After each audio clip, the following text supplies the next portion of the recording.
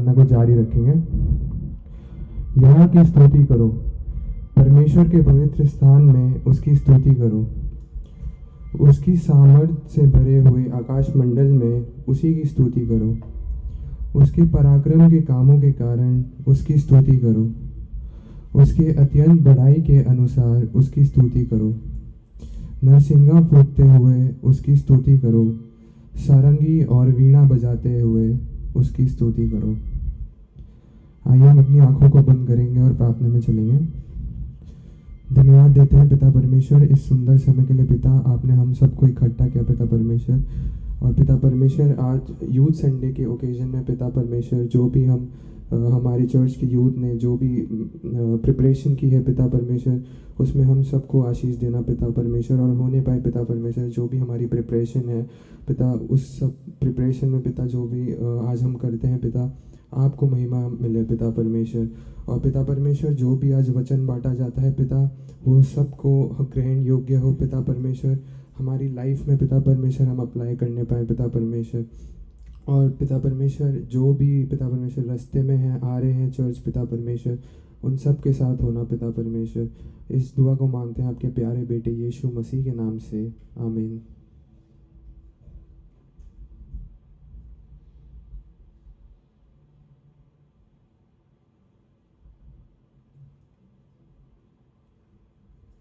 आइए हम सब अपने स्थानों पे खड़े होकर गीत की किताब में से एक साथ गाने के लिए निकालेंगे।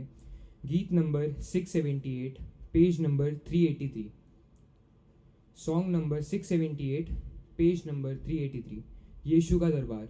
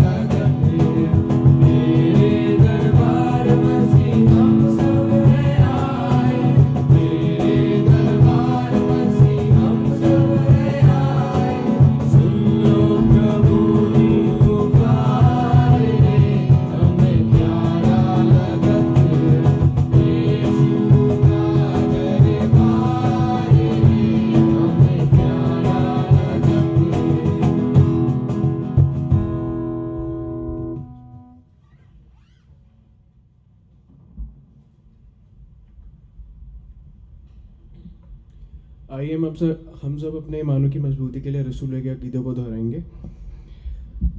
मैं एतिकाद रखता हूँ खुदा कादिर मतलब बाप पर, जिसने आसमान और ज़मीन को पैदा किया, और उसके इकलौते बेटे हमारे खुदावंद यीशु मसीह पर, जो रूह कुदूस से मुनस्सिम होकर कुंवारी मरियम से पैदा हुआ, पैंतुस पिलातुस की हुकूमत में दुख उठाया, सलीब पर खींचा गया, मर गया और दफन हुआ, और तीसरे दिन मुर्दों में से जी उठा, आसमान पर चढ़ गया, खुदा बाप कादिर मतलब के दाहिने हाथ बैठा है, जहाँ से वो जिंदा और मुर्दों का इंसाफ करने आएगा।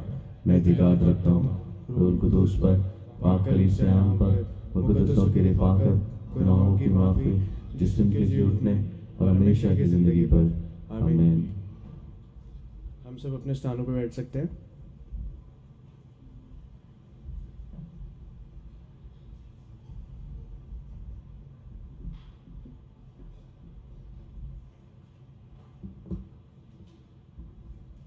आइए हम सब अपनी आराधना को जारी करेंगे। खुदावन की हुजूरी में सर झुकाएंगे और प्रार्थना करेंगे। बाबा आसमानी परम पिता, दुनिया जहान के खालिक और मालिक आसमानी बाप, तहे दिल से आपका शुक्रिया तो धन्यवाद देते पिता परमेश्वर, आज के इस दिन के लिए जो आपने हमारे जीवनों में दिखाया पिता परमेश्वर।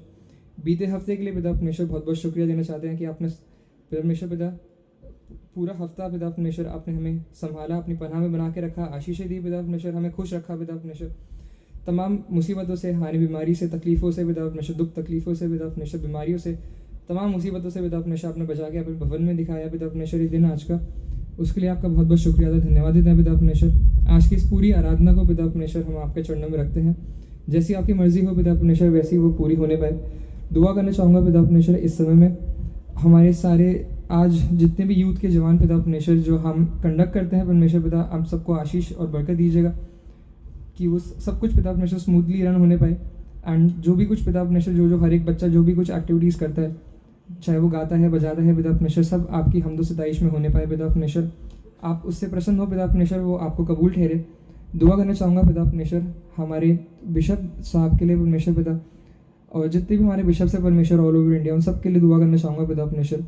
अब उन सबको आशीषें देना पिता परमेश्वर, ताकि वो एक एग्जाम्पल बन सके पिता परमेश्वर, हमें सेट कर सके एंड वो अच्छे से हमें गाइड कर सके परमेश्वर पिता। दुआ करना चाहूँगा पिता परमेश्वर हमारे भाई साहब के लिए भी, आप उनको बहुत ऐसे आशीष दीजिएगा पिता परमेश्वर, जैसे वो हम सभी को गाइड करते हैं परमेश्वर पिता, सपोर्ट देते हैं।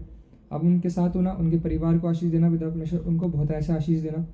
दुआ करना चाहूँगा पिता परमेश्वर मेथोडिस्ट चर्चेज इन इंडिया के लिए परमेश्वर पिता, जहाँ पे कहीं पिता परमेश्वर आज के इस दिन में आपकी सर्विसेज कंडक्ट होती है परमेश्वर, आप उन सभी जगह पे प्रेजेंट होइएगा एंड आप सबको पिता परमेश्वर अपनी भरपूरी से भरना पिता परमेश्वर। जितने भी लोग आपके भवन में आते हैं परमेश्वर पिता, जो रास्ते में जैसे भी हैं परमेश्वर, जहाँ भी आपकी आराधना कंडक्ट होती है परमेश्वर पिता, हमें पूरा विश्वास है परमेश्वर कि आप वहाँ पे मौजूद होंगे। साथ ही साथ पिता परमेश्वर मैं दुआ करना चाहूँगा इस पूरी कांग्रीगेशन के लिए पिता परमेश्वर, जो आपने एक आशीष के तौर पे हमें दी है। इस कांग्रीगेशन में पिता परमेश्वर बुजुर्ग से लेकर छोटे बच्चों तक पिता परमेश्वर आप सबके साथ होना। हमारे बड़े बुजुर्गों की पिता परमेश्वर दुआएं हैं जो हमें यहाँ तक पहुँचाया है परमेश्वर। हमारे जो हमसे बड़े हैं परमेश्वर पिता, आप उनके भी साथ होना, वो हमें गाइड करते हैं परमेश्वर, हमें संभालते हैं। जब कोई हम गलती करते हैं पिता परमेश्वर, हमें संभालते हैं, दिखाते हैं पिता परमेश्वर सही रास्ता। उनके लिए शुक्रिया तो धन्यवाद देते हैं। एंड बच्चों के लिए दुआ करना चाहूँगा, यूथ के लिए दुआ करना चाहूँगा पिता परमेश्वर, एंड संडे स्कूल के बच्चों के लिए दुआ करना चाहूँगा पिता परमेश्वर। अब सबको अपनी आशीषों से भरना। साथ ही साथ पिता परमेश्वर हर एक विंग्स को पिता परमेश्वर आपके चरणों में सौंपता हूँ। सारी पूरी पास्टर्ड कमेटी को पिता परमेश्वर आपके चरणों में सौंपता हूँ पिता परमेश्वर। अब उनको अपनी गाइडेंस में, अपने रास्ते में बढ़ाना पिता परमेश्वर, अपनी आशीषों में बढ़ाना। जितने भी विंग्स हैं पिता परमेश्वर, WSCS, MMF, यूथ, क्वायर परमेश्वर, अब इन सभी को, संडे स्कूल पिता परमेश्वर, अब इन सभी को पिता परमेश्वर अपनी आशीषों में और बढ़ाइएगा पिता परमेश्वर, और फलवंत होते रहें, आप में बढ़ते रहे परमेश्वर पिता, एंड आपकी मर्जी को पूरा करे पिता परमेश्वर, ताकि आप वो सब पिता परमेश्वर जो वो करते हैं आपको कबूल ठहरे। दुआ करना चाहूँगा पिता परमेश्वर इस पूरे हिंदुस्तान की पिता परमेश्वर गवर्नमेंट के लिए, जितने भी लीडर्स हैं पिता परमेश्वर, पॉलिटिकल लीडर्स हैं, उन सब के साथ होना, ताकि वो अच्छे से हमें गवर्न कर सके पिता परमेश्वर, इस कंट्री को गवर्न कर सके। एंड पिता परमेश्वर साथ ही साथ मैं दुआ करना चाहूँगा आज शुभम भैया के लिए पिता परमेश्वर, आप उनको पिता परमेश्वर अपनी आशीषों से भरना।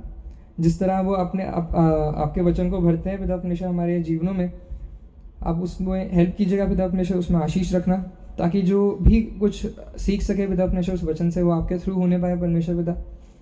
आप उस वचन को पिता परमेश्वर अपनी आशीषों से भरना, एंड हमें भी अपनी आशीषों से भरना पिता परमेश्वर, ताकि हम उससे सीख सकें, अपने जीवन में उसको अप्लाई कर सकें। और इस पूरी आगे की वर्शिप के लिए पिता परमेश्वर मैं दुआ करना चाहूँगा कि आप एक बार फिर से पिता परमेश्वर इस पूरी वर्शिप को पिता परमेश्वर स्मूथली रन करने में हेल्प कीजिएगा। जो भी कुछ होता है पिता परमेश्वर आपके द्वारा होने पाए, आपकी मर्जी के अनुसार होने पाए परमेश्वर पिता। एक बार अंत में पिता परमेश्वर फिर से सब कुछ, पूरी प्रार्थना को पिता परमेश्वर आपके चरणों में रखते हुए ये प्रार्थना आपके नाम से मांगता हूँ, आमीन। आए हमारे बाप, तू जो आसमान पर है, तेरा नाम पाक माना जाए, तेरी बादशाहत आए, तेरी मर्जी जैसे आसमान पूरी होती है ज़मीन पर ही पूरी हो। हमारी रोज़ की रोटी आज हमें बख्श दे, जिस तरह हमें कसूर वालों को माफ़ करते हैं, तू भी हमारे कसूरों को माफ़ कर। हमें आजमाइश में ना पड़ने दे, बल्कि बुराई से बचा, क्योंकि बादशाहत, कुदरत और जलाल हमेशा तेरा ही है, आमीन।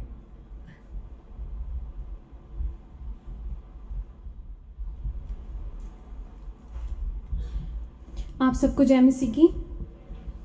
मैं परमेश्वर का धन्यवाद करती हूँ इस समय के लिए कि मैं आप सबके सामने MYF की ट्रेजरर रिपोर्ट प्रेजेंट कर पा रही हूँ। लास्ट ईयर 15 अक्टूबर 2023 में हमने यूथ संडे किया था, जिसकी ऑफरिंग 39,288 थी। उसके बाद हमने दिसंबर में door to door carol singing करी, जिसमें हमारी टोटल ऑफरिंग 71,357 आई। हमने हर बार की तरह 31 दिसंबर को वॉच नाइट सर्विस करी और इस सर्विस में हमने गिफ्ट्स भी डिस्ट्रीब्यूट किए, जिसका खर्चा 17,925 आया था। इसके बाद MMF ने 29 दिसंबर को स्पोर्ट्स डे ऑर्गेनाइज किया था, जिसमें हमने रिफ्रेशमेंट में हेल्प करी, जिसका खर्चा 2,337 आया था। हमने इस साल 2024 में गुड फ्राइडे की सर्विस के बाद चर्च के सभी लोगों के लिए रिफ्रेशमेंट अरेंज किया, जिसका एक्सपेंस 10,480 था। 28 अप्रैल को हमने आर्ट कंपटीशन ऑर्गेनाइज किया, जिसका एक्सपेंस 11,541 था। इसमें हमने एंट्री फीस भी रखी थी। टोटल एंट्री हमारे पास 4,500 आई। इसके नेक्स्ट संडे पेंटिंग्स का एग्जीबिशन लगाया गया, जिसमें हमें 2,000 का प्रॉफिट हुआ। हमने जून के फर्स्ट वीक में संडे स्कूल के साथ वॉलंटियर किया और एक दिन का रिफ्रेशमेंट का भी अरेंजमेंट किया, जिसका खर्चा 1,594 आया। हमने 25 जून को यूथ सेमिनार अटेंड किया, जिसका खर्चा 800 था। इसके नेक्स्ट मंथ हमने डिस्ट्रिक्ट यूथ सेमिनार ऑर्गेनाइज किया था, जिसका एक्सपेंस 27,767 आया। इसमें हमने रजिस्ट्रेशन फ़ीस भी रखी थी। टोटल रजिस्ट्रेशन हमारे पास 5,000 आया। इसके बाद हमारा कोई भी एक्सपेंस अब तक खर्च नहीं हुआ है। हम यूथ मेंबर्स हर महीने अपना यूथ फंड देते हैं। इसी के साथ हमारी कांग्रीगेशन के लोग और सीनियर मेंबर्स हमें डोनेशन देकर सपोर्ट करते हैं, जिसकी वजह से हमारे पास अभी ₹5,064 कैश इन हैंड है। एक बार मैं फिर से परमेश्वर का, हमारे पास्टर का, हमारे चर्च ट्रेजरर, हमारे डोनर्स और हमारे सीनियर मेंबर्स का धन्यवाद करती हूँ, जो हमारी फाइनेंशियल नीड्स में हमारी हेल्प करते हैं। Thank you.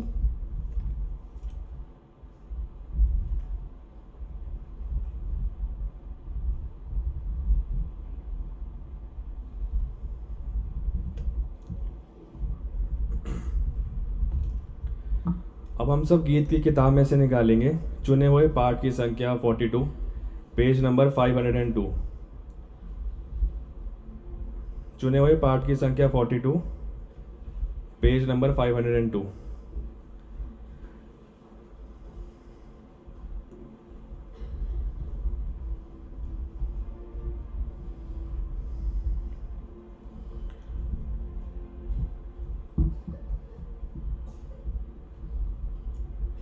क्या ही धन्य है वे जो चाल के खरे हैं और यहोवा की व्यवस्था पर चलते हैं।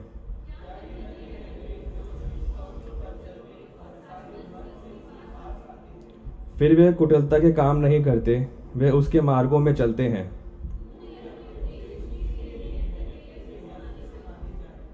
भला हो कि मेरी चाल चलन तेरी विधियों के मानने के लिए दृढ़ हो जाए।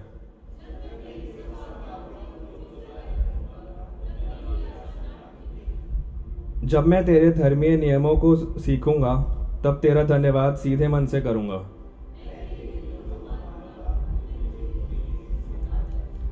जवान अपनी चाल को किस उपाय से शुद्ध करे, तेरे वचन के अनुसार सावधान रहने से।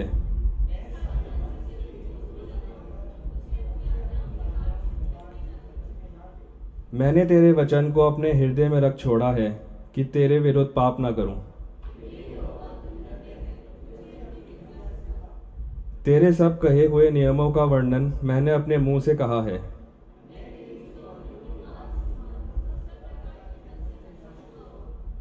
मैं तेरे उपदेशों पर ध्यान करूंगा और तेरे मार्गों की ओर दृष्टि रखूंगा। अब हम सब साथ मिलकर पढ़ेंगे। मैं तेरे विधियों के पाऊंगा और तेरे वचन को ना भूलूंगा।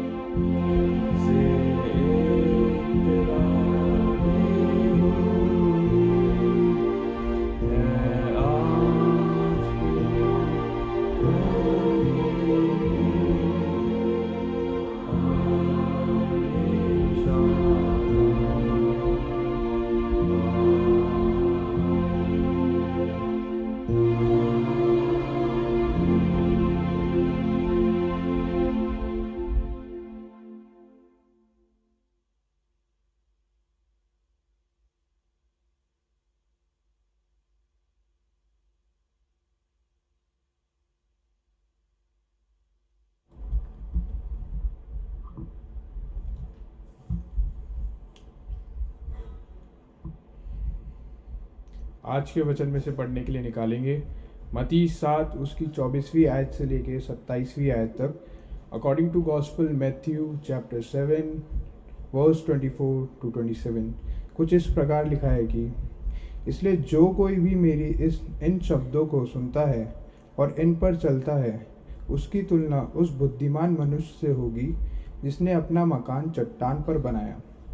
वर्षा आई, बाढ़ आई और आंधियाँ चली और यह सब उस मकान से टकराया, पर वह गिरा नहीं क्योंकि उसकी नींव चट्टान पर रखी गई थी। किंतु वह जो मेरे शब्दों को सुनता है और उन पर आचरण नहीं करता उस मूर्ख मनुष्य के समान है जिसने अपना घर रेत पर बनाया। वर्षा हुई, बाढ़ आई, आंधियाँ चली और उस मकान से टकराई, जिससे वह मकान पूरी तरह ढह गया। प्रभु के इस वचन को पढ़े और सुने जाने पे आशीष हो। आमीन।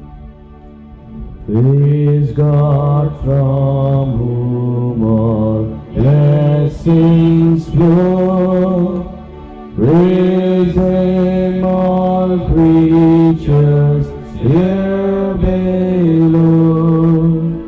Praise Him above in heavenly hosts. Praise Father, Son, and Holy Ghost.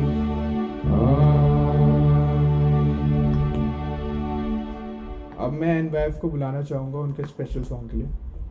Please be seated.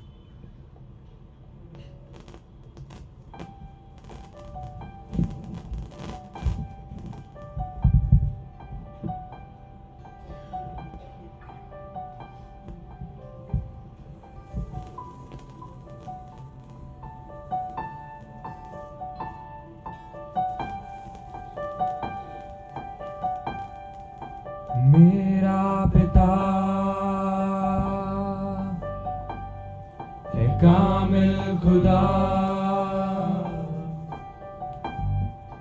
नजरे मेरी तुझ पर रहे, है यही दुआ।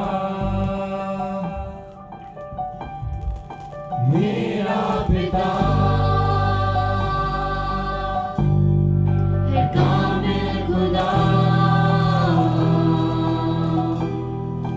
नजरे मेरी तुझ पर रहे, है यही दुआ।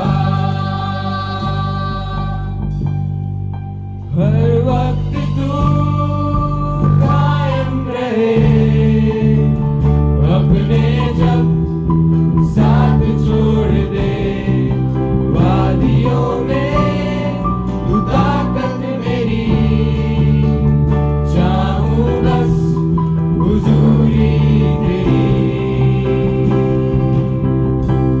सब तुझसे शुरू, सब तुझसे शुरू, और तुझ में खत्म, और तुझ में खत्म। हर एक कदम तू मेरे संग, ये तेरा वचन। सब तुझसे शुरू, सब तुझसे शुरू, और तुझ में खत्म, और तुझ में खत्म। हर एक कदम तू मेरे संग, ये तेरा वचन। हर वक्त तू कायम रहे, अपने जब साथ छोड़ दे, वादियों में तू ताकत मेरी, चाहूं बस हुजूरी तेरी, हुजूरी तेरी।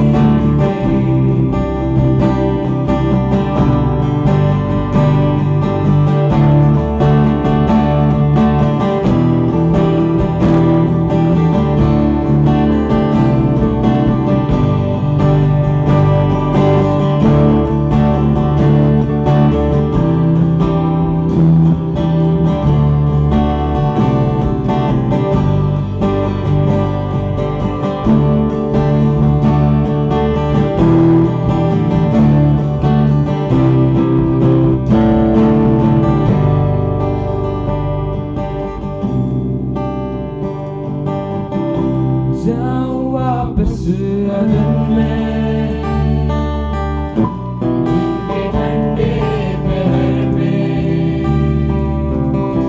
तेरे चेहरे को निहारूं, तुझसे बातें करूं मैं। जाऊं वापस अदन में, उनके ठंडे पहर में, तेरे चेहरे को निहारूं, तुझसे बातें करूं मैं।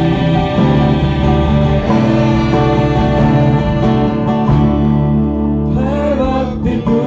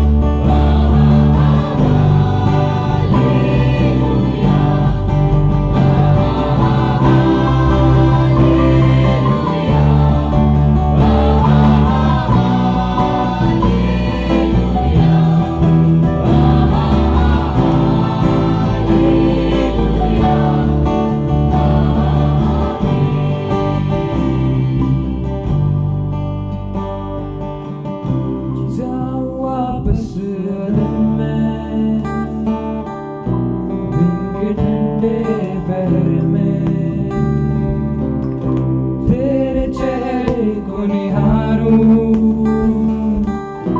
तुझसे बातें करूं मैं।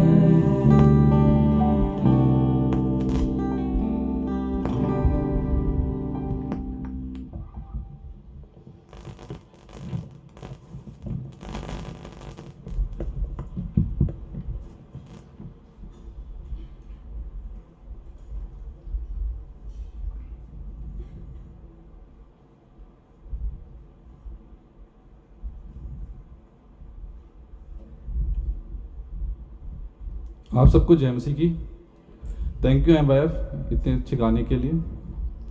मैं आप सबके सामने अपना वोट ऑफ थैंक्स रखना चाहता हूँ। मैं सबसे पहले धन्यवाद करता हूँ परमेश्वर का जो उसने हमें ये समय दिया ताकि हम इस संडे यूथ संडे बना सके हैं। और मैं अपने DS रेवरेंड दिनेश प्रसाद का भी धन्यवाद देता हूँ कि भाई साहब का थैंक यू कि आपने हमें ये मौका दिया, हमें इस काबिल समझा कि हम यूथ संडे सेलिब्रेट कर सके। मैं धन्यवाद करना चाहूँगा मेरे क्वायर मेंबर्स का, थैंक यू। और हमारे जितने सीनियर मेंबर्स हैं उनका भी मैं धन्यवाद करना चाहूँगा। मैं धन्यवाद करना चाहूँगा हमारे सारे विंग्स का, पास्टेट कमेटी का, MYF का, MAF का, WSS का, संडे स्कूल का, जो हमें कंटिन्यूस सपोर्ट करते हैं और हमें गाइड करते हैं। जब हमें कभी भी जरूरत होती है वो हर समय हमारे लिए रेडी रहते हैं, उनका धन्यवाद करते हैं। मैं धन्यवाद करना चाहूँगा जितने हमारे डोनर्स हैं उनका भी। कुछ डोनर्स ऐसे होते हैं जो आकर देते हैं, कुछ गुप्त होते हैं, हम उनका भी धन्यवाद करना चाहेंगे। मैं धन्यवाद करना चाहूँगा जितने हमारे यूथ के मेंबर्स बैठे हैं उनके पेरेंट्स का, क्योंकि कभी कभी हमको काफ़ी लेट हो जाता है तो बट उतनी जिम्मेदारी से वो सब पेरेंट्स भेजते हैं अपने बच्चों को। मैं उन सबका धन्यवाद करना चाहूँगा सारे पेरेंट्स का। मैं साथ ही साथ धन्यवाद करना चाहूँगा अपने MYF का भी कि थैंक यू। मैं जब जब इन सबको बुलाता हूँ ये बिना कुछ पूछे कि क्यों बुला रहे हैं भैया, क्या काम होगा, ये आ जाते हैं, बस इनको बाद में बताता हूँ कि ये काम हमें करना है। मैं आप सबका भी धन्यवाद करना चाहूँगा। मैं अपने वोट ऑफ थैंक्स में कुछ लोगों का भी धन्यवाद करना चाहूँगा जो हमें हर समय सपोर्ट करते हैं। मैं धन्यवाद करना चाहूँगा मनीष भैया का, क्योंकि मनीष भैया हर संडे हमें प्रैक्टिस करवाते हैं, क्वायर को हम सबको प्रैक्टिस करवाते हैं। मैं मनीष भैया का भी धन्यवाद करना चाहूँगा। मैं स्पेशल थैंक्स और एक बंदे को बोलना चाहूँगा, वो है बंटू भैया। बंटू भैया आपका थैंक यू। भैया को हम कभी भी कॉल करते हैं, भैया हमें ज़रूरत है, रात को 11 बज रहा हो 12 बज रहा हो, भैया कहते हैं आ जाओ मैं सपोर्ट कर दूंगा, कोई नहीं। मैं आप सबका धन्यवाद करना चाहूँगा कि आप सब भी हम सबको सपोर्ट करते हैं। Thank you so much.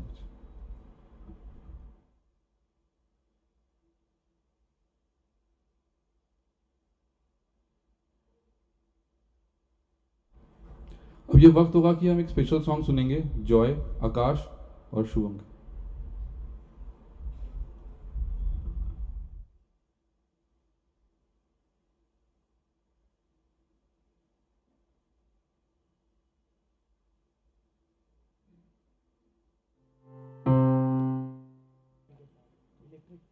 Hello hello.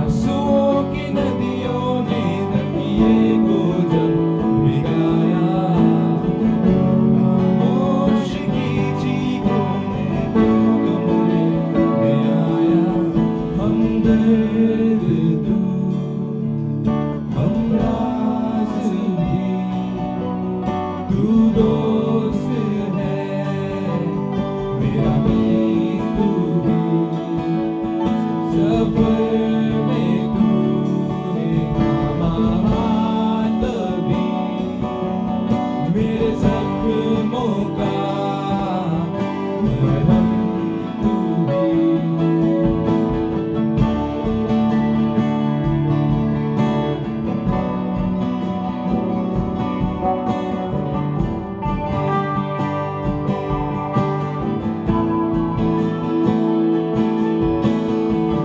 तन्हा बेवफाई में पाया तुझको साथ मसीह, जब समझा खोया मैंने तेरा साथ बना था कभी। तन्हा बेवफाई में पाया तुझको साथ मसीह, जब सब था खोया मैंने तेरा साथ बना था कभी। आने वाले कल के दिन से जी मेरा घबराया, तूने ही पुकारा, तूने सीने से लगाया। आने वाले कल के डर से जी मेरा घबराया। तूने ही पुकारा, तूने सीने से लगाया। हमदर्द तू, हम राज भी, तू दोस्त है मेरा भी तू ही।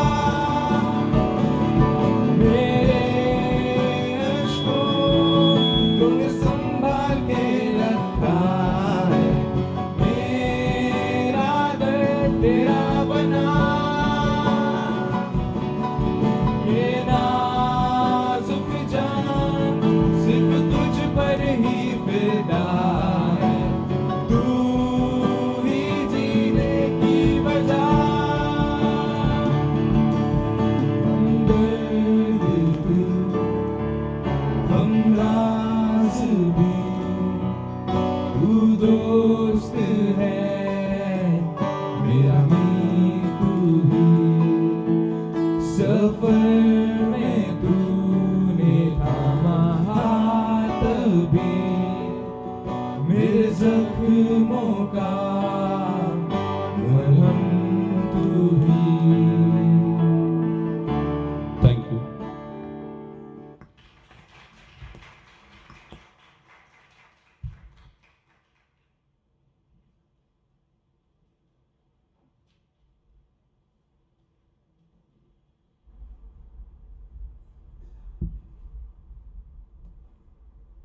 आप सभी को जय मसीह की। मैं परमेश्वर का धन्यवाद करता हूं कि उसने मुझे यह समय दिया कि मैं आपके सामने 2023-24 की सेक्रेटरी रिपोर्ट प्रेजेंट करूं। हमारी लास्ट ईयर की एक्टिविटीज़ 15 अक्टूबर को यूथ संडे के साथ स्टार्ट हुई, जिसमें हमारे यूथ मेंबर्स ने चर्च सर्विस को लीड करा और नवनीत भैया ने नवनीत भैया ने हमारे बीच में परमेश्वर के वचन में से शेयरिंग की। इसके बाद दिसंबर के मंथ में हम पास्टर्स और अदर चर्च मेंबर्स के साथ door to door carol singing करके क्रिसमस के शुभ संदेश को लोगों के घर तक पहुंचाया। कैरल सिंगिंग के बाद हमने क्रिसमस और न्यू ईयर के लिए चर्च को डेकोरेट किया। 25 दिसंबर को क्रिसमस ईव में हमने नॉन बिलीवर्स और विजिटर्स के लिए कैरल्स और केक का अरेंजमेंट किया। 29 दिसंबर को हमने MMF के थ्रू ऑर्गेनाइज स्पोर्ट्स डे में पार्टिसिपेट किया और काफ़ी सारी कैटेगरीज में प्राइजेस भी जीते। और फिर हमने 31 को कम्युनिटी लंच में सर्विंग में हेल्प करवाई और नाइट में वॉच नाइट सर्विस को लीड करा और पास्टर्स, डोनर्स, क्वायर मेंबर्स और यूथ मेंबर्स को टोकन ऑफ लव और एप्रिसिएशन दिया। इस साल 2024 की स्टार्टिंग में कुछ यूथ मेंबर्स ने 26 जनवरी में फ्लैग होस्टिंग में पार्टिसिपेट किया। हमने 10 मार्च में सेंट्रल मेथोडिस्ट चर्च रुड़की में रेवरेंड अमित सैम्बल की कांग्रीगेशन के साथ वर्शिप लीड की। हमारे कुछ मेंबर्स ने लेंट डेज के ड्यूरिंग पास्टर्स को कॉटेज प्रेयर मीटिंग में अकम्पनी किया, जहां हमने वचन से बहुत कुछ सीखा और पास्टर्स ने हमें लीड और प्रेयर करने का मौका भी दिया। 23 मार्च को हम सब सुबह 5 बजे पाम लीव्स का अरेंजमेंट करने गए और इवनिंग में हमने पाम लीव्स के लिए चर्च को डेकोरेट किया। 29 मार्च को हमने गुड फ्राइडे की सर्विस के बाद सभी के लिए रिफ्रेशमेंट का अरेंजमेंट किया। ईस्टर में हमने डॉन सर्विस और मॉर्निंग सर्विस में स्पेशल सॉन्ग प्रेजेंट किया और ईस्टर बास्केट्स बनाने में संडे स्कूल की हेल्प की। अप्रैल के मंथ में हमने 28 को ड्राइंग एंड पेंटिंग कंपटीशन को ऑर्गेनाइज किया, जो कि सभी चर्चेस के लिए था। परमेश्वर की दया से प्रोग्राम सक्सेसफुल रहा। 27 मई से लेकर 1 जून तक हमने VBS और उसके अरेंजमेंट्स के लिए संडे स्कूल बोर्ड की हेल्प की। VBS की ड्यूरिंग हमारे कुछ मेंबर्स ने वॉलंटियर किया, टीचिंग की, डिवोशन एंड सॉन्ग लीड्स किए और मार्केट और रिफ्रेशमेंट्स के अरेंजमेंट में हेल्प किया। जून में 3 डेज की ऑल इंडिया कन्वेंशन MCI के थ्रू ऑर्गेनाइज की गई थी, जिसमें MYF president Shubham Singh as a representative गए। 22 जून को हमने William Butler Memorial Church Nehrugram में एक यूथ सेमिनार में सहभागिता की।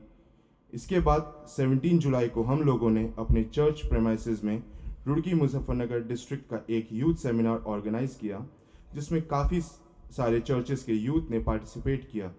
15 अगस्त इंडिपेंडेंस डे के दिन फ्लैग होस्टिंग में हमारे कुछ मेंबर्स प्रेजेंट थे। इनके अलावा हम चर्च में लगातार स्पेशल सॉन्ग्स से परमेश्वर की आराधना करते हैं। मॉर्निंग 8:30 to 9 वर्शिप लीड करते हैं, प्रेयर और विजिट के लिए जाते हैं और बाइबल स्टडी भी करते हैं। हमारे फ्यूचर प्लान में कैरल कंपटीशन हमारी नेक्स्ट एक्टिविटी है। हमारी आगे आने वाली एक्टिविटीज़ के लिए आप सब लोग हमें अपनी दुआ में याद रखें और अपनी ब्लेसिंग्स हमारे साथ रखें, ताकि हम ऐसे ही परमेश्वर की गाइडेंस में आगे बढ़ते रहें। Thank you. अब मैं बुलाना चाहूँगा रेवरेंड DS दिनेश प्रसाद को कि वो आके हमारे बीच में चर्च अनाउंसमेंट्स रखें।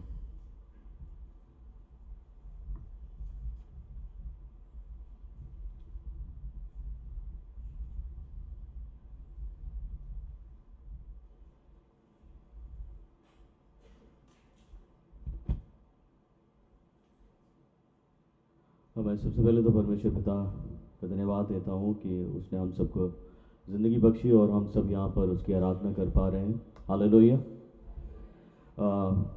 मैं धन्यवाद देना चाहता हूँ मेथोडिस्ट यूथ फेलोशिप के जवानों के लिए भी, क्योंकि ये दिन रात मेहनत करते हैं और परमेश्वर के काम में आगे रहते हैं और हमारी ब्लेसिंग्स, हमारा सपोर्ट इनके साथ में इनको और परमेश्वर में आगे बढ़ने में मदद करता है।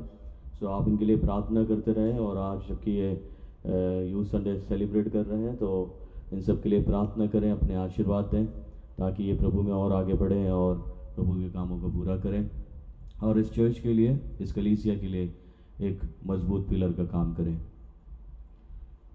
चर्च अनाउंसमेंट इस तरीके से है। हमारी इबादत का समय सुबह 9 बजे का है, संडे स्कूल का समय भी सुबह 9 बजे का है।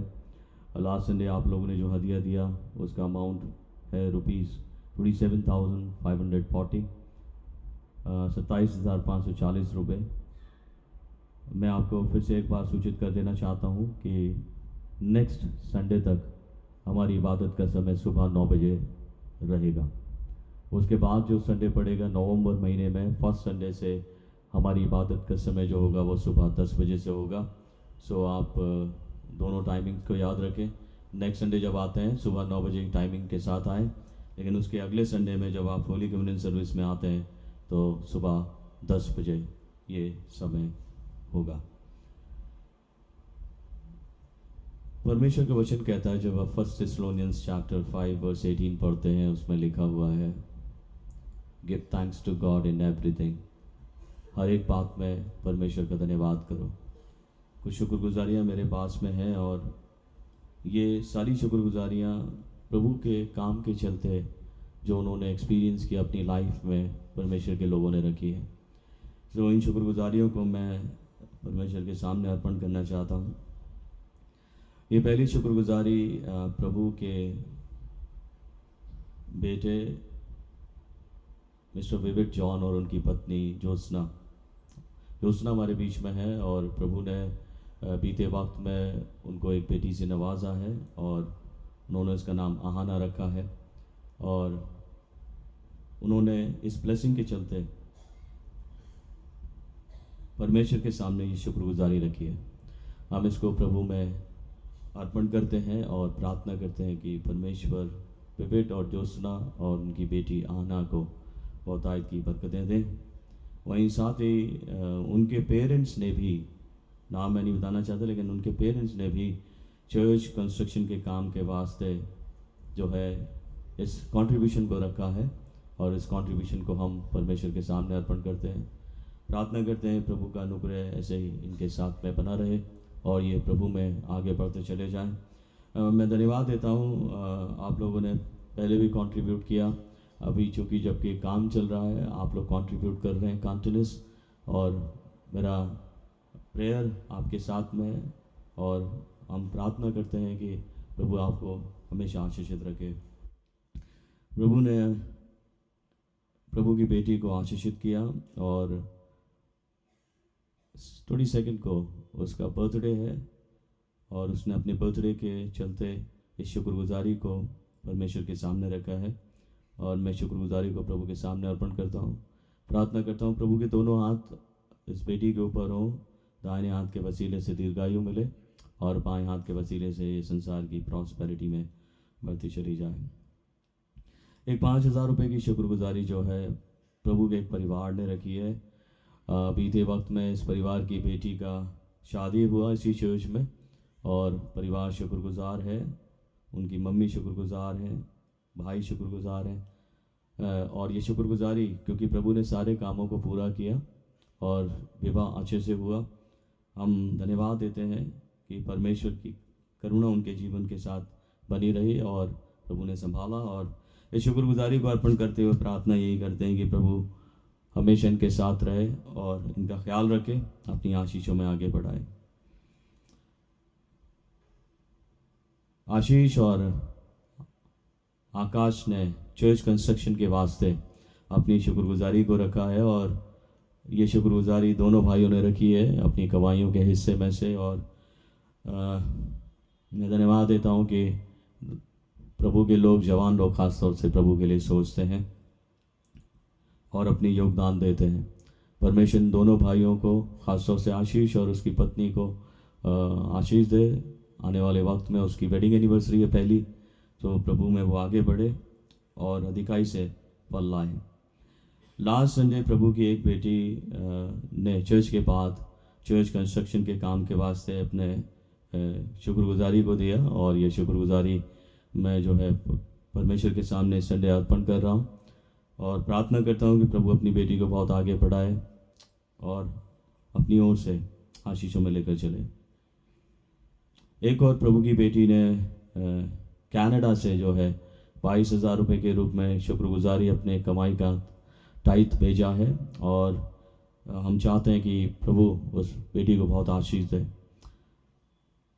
प्रार्थना यही है कि परमेश्वर में आगे बढ़े और जो देश परमेश्वर ने रहने के लिए, काम करने के लिए दिया है उसमें ये सरफराजी हासिल करे और उनके पेरेंट्स, उनका भाई भरपूरी से प्रभु की आशीषों में बढ़ते चले जाएं।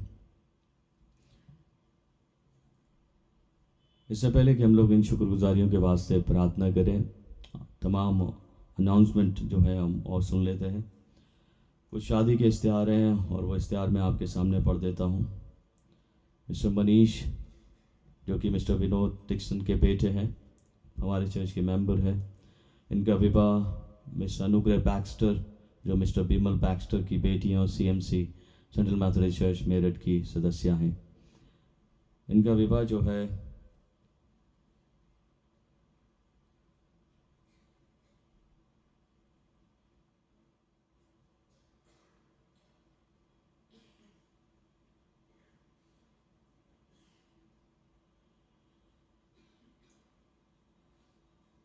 इसमें डेट मेंशन नहीं है।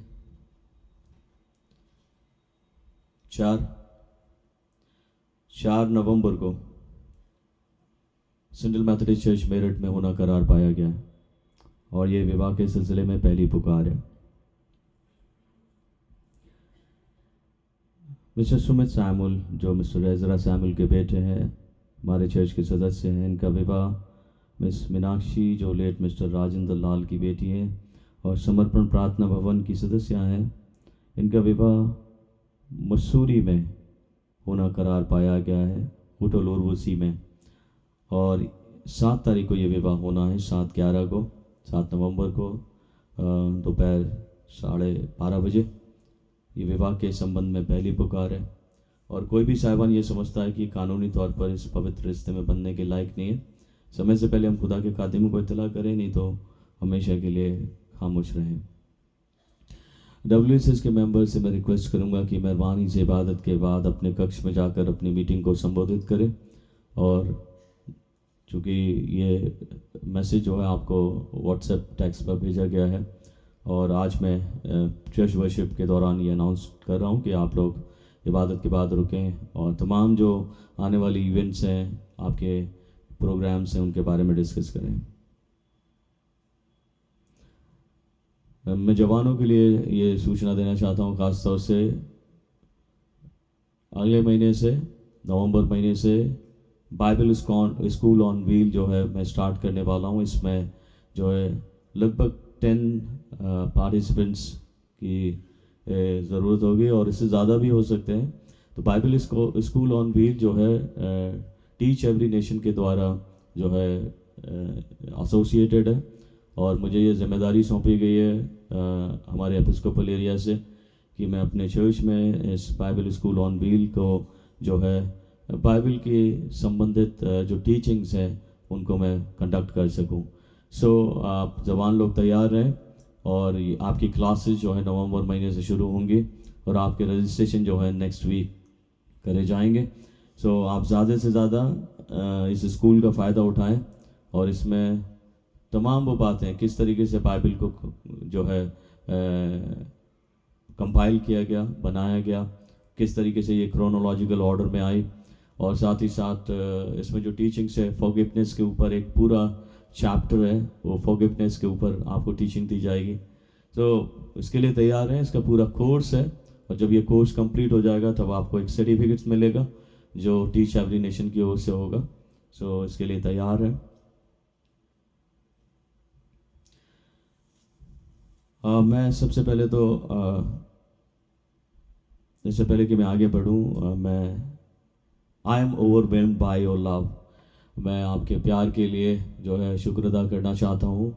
Every day through messages, through voice messages और टेक्स्ट मैसेजेस आप लोग अपने प्यार को, अपने स्नेह को जो है व्यक्त कर रहे हैं। मैं साथ ही साथ अपने पास्टर कमेटी मेंबरान, WSS मेंबरान, मेथोडिस्ट मैन फेलोशिप मेंबरान, क्वायर मेंबरान, MYF मेंबरान, Sunday school board and all congregation का शुक्र अदा करता हूँ कि उन्होंने अपने प्यार को व्यक्त किया और अप्रिशिएट किया हर एक उस काम को जो पिछले 12 सालों में मैंने परिवार के साथ में किए। मैं अपनी पत्नी को भी थैंक्स कहता हूँ क्योंकि पिछले जब से मैंने मिनिस्ट्री को ज्वाइन किया तब से वो एक प्रेज सपोर्ट है और परमेश्वर के द्वारा ठहराई गई आशीष है।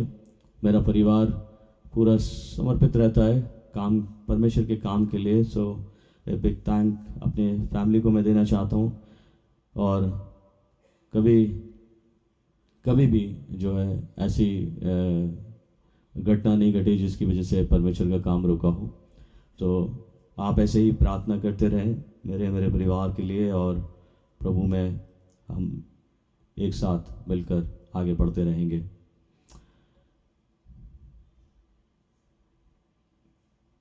क्योंकि जैसा कि आपको अनाउंस किया गया था 29 सितंबर में कि पूरा अक्टूबर मंथ जो है अप्रिसिएशन मंथ रहेगा। सबसे पहले मेरे साथ जो मेरे को हेल्प करते हैं सेवाओं में, मैं उनको अप्रिशिएट करना चाहता हूँ on behalf of our pastor committee, WSS, Methodist Men, MYF, choir Sunday school board. मैं रिक्वेस्ट करूँगा रेवरेंड रूबन प्रकाश गिडियन से मेहरबानी से सामने आ जाए। Reverend Gideon. रेवरेंड गिडियन काफ़ी टाइम से जब से हमारे रेवरेंड आमिर सैमुअल जी का ट्रांसफ़र हुआ है तब से वो मेरे साथ सेवाएं कर रहे हैं, और होली कम्युनियन सर्विसेज में आप रेगुलरली हमारे साथ में बने रहते हैं। और साथ ही साथ जब भी प्रेयर मीटिंग में आवश्यकता होती है तो आपका इस्तेमाल किया जाता है पादी साहब। तो हम सबसे पहले आपको थैंक्स कहते हैं और अप्रिशिएट करते हैं आपके डेडिकेशन के लिए और आपके काम के लिए। तो हम एंटायर कांग्रीगेशन आपको, आपके परिवार को, आपके बच्चों को, आपके ग्रैंड चिल्ड्रन को प्रभु यीशु के नाम में आशीष देते हैं। और मैं रिक्वेस्ट करूंगा हमारे church treasurer mister PM Samuel ji से कि एक छोटा सा तोहफा टोकन ऑफ लव के रूप में जो है हमारे पादी साहब को दें। और जब ये तोहफा दिया जाए तब आप लोग अप्रिशिएट कर सकते हैं तालियों के साथ में उनकी सर्विसेज के लिए। थैंक यू भाई साहब, थैंक यू। हमारे जवान लोग काफ़ी टाइम से जो है Methodist youth fellowship central Methodist church में ऑर्गेनाइज्ड है, काफ़ी टाइम से काम कर रहे हैं। और बचपन से जब हम 13 इयर्स की अवस्था में होते हैं तब से जो है मैथोडिस्ट यूथ फेलोशिप को जवान लोग ज्वाइन करते हैं, और जब ज्वाइन करते हैं तो वो धीरे धीरे आगे बढ़े होते हैं। तो मैथोडिस्ट का जो यूथ फेलोशिप का जो क्राइटेरिया है वो है जब आप 24 साल 364 दिन तक होते हैं तब तक आप मैथोडिस्ट यूथ फेलोशिप का हिस्सा होते हैं। लेकिन जिस मोमेंट आप 24 साल 365 दिन यानी कि 25 साल के हो जाते हैं तब आप मैथोडिस्ट यूथ फेलोशिप का हिस्सा नहीं हो सकते। और जब ऐसी स्टेज पार हो जाती है तब आप या तो मैथोडिस्ट मैन का हिस्सा होते हैं या WSS का मेंबर का हिस्सा होते हैं, या फिर आप क्वायर का हिस्सा होते हैं। मैं हमारे चर्च के एक सदस्य जो अपनी सर्विसेज के लिए काफ़ी डेडिकेटेड हैं, जिन्होंने यूथ से निकलकर क्वायर को लीड किया, क्वायर को संभाला, और आज की डेट में भी वो क्वायर को डायरेक्ट करते हैं। मैं बात कर रहा हूँ मिस्टर मनीष कुमार सिंह की। हमारे बीच में है? नहीं है? अगर नहीं है तो लेकिन हम उनके सर्विसेज को रिकग्नाइज करते हैं, और शायद नेक्स्ट संडे जब वो आएंगे तो उनके सर्विसेज के लिए हम उन्हें थैंक्स कहेंगे। और अभी हम उनके परिवार के लिए, उनके डेडिकेटेड सर्विस के लिए जो है पूरी रीति से प्रार्थना करते रहें ताकि प्रभु में ये परिवार आगे बढ़े और इसी तरह से प्रभु की सेवा करता रहे। मेरे पास एक प्रेयर रिक्वेस्ट है, और ये प्रेयर रिक्वेस्ट इस तरीके से है। हमारे बीच में बीते दिनों में बेटी सोनम का विवाह हुआ था, और शादी के बाद सोनम अपने हस्बैंड सोहेल के साथ में यहाँ पर मौजूद है, और मैं इस कॉन्ग्रीगेशन के सामने उन्हें ब्लेस करना चाहता हूँ। सोहेल और सोनम दोनों आगे आ जाओ।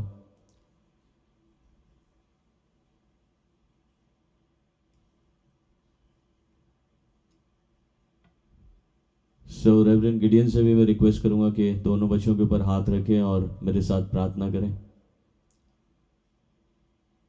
आइए भाई साहब।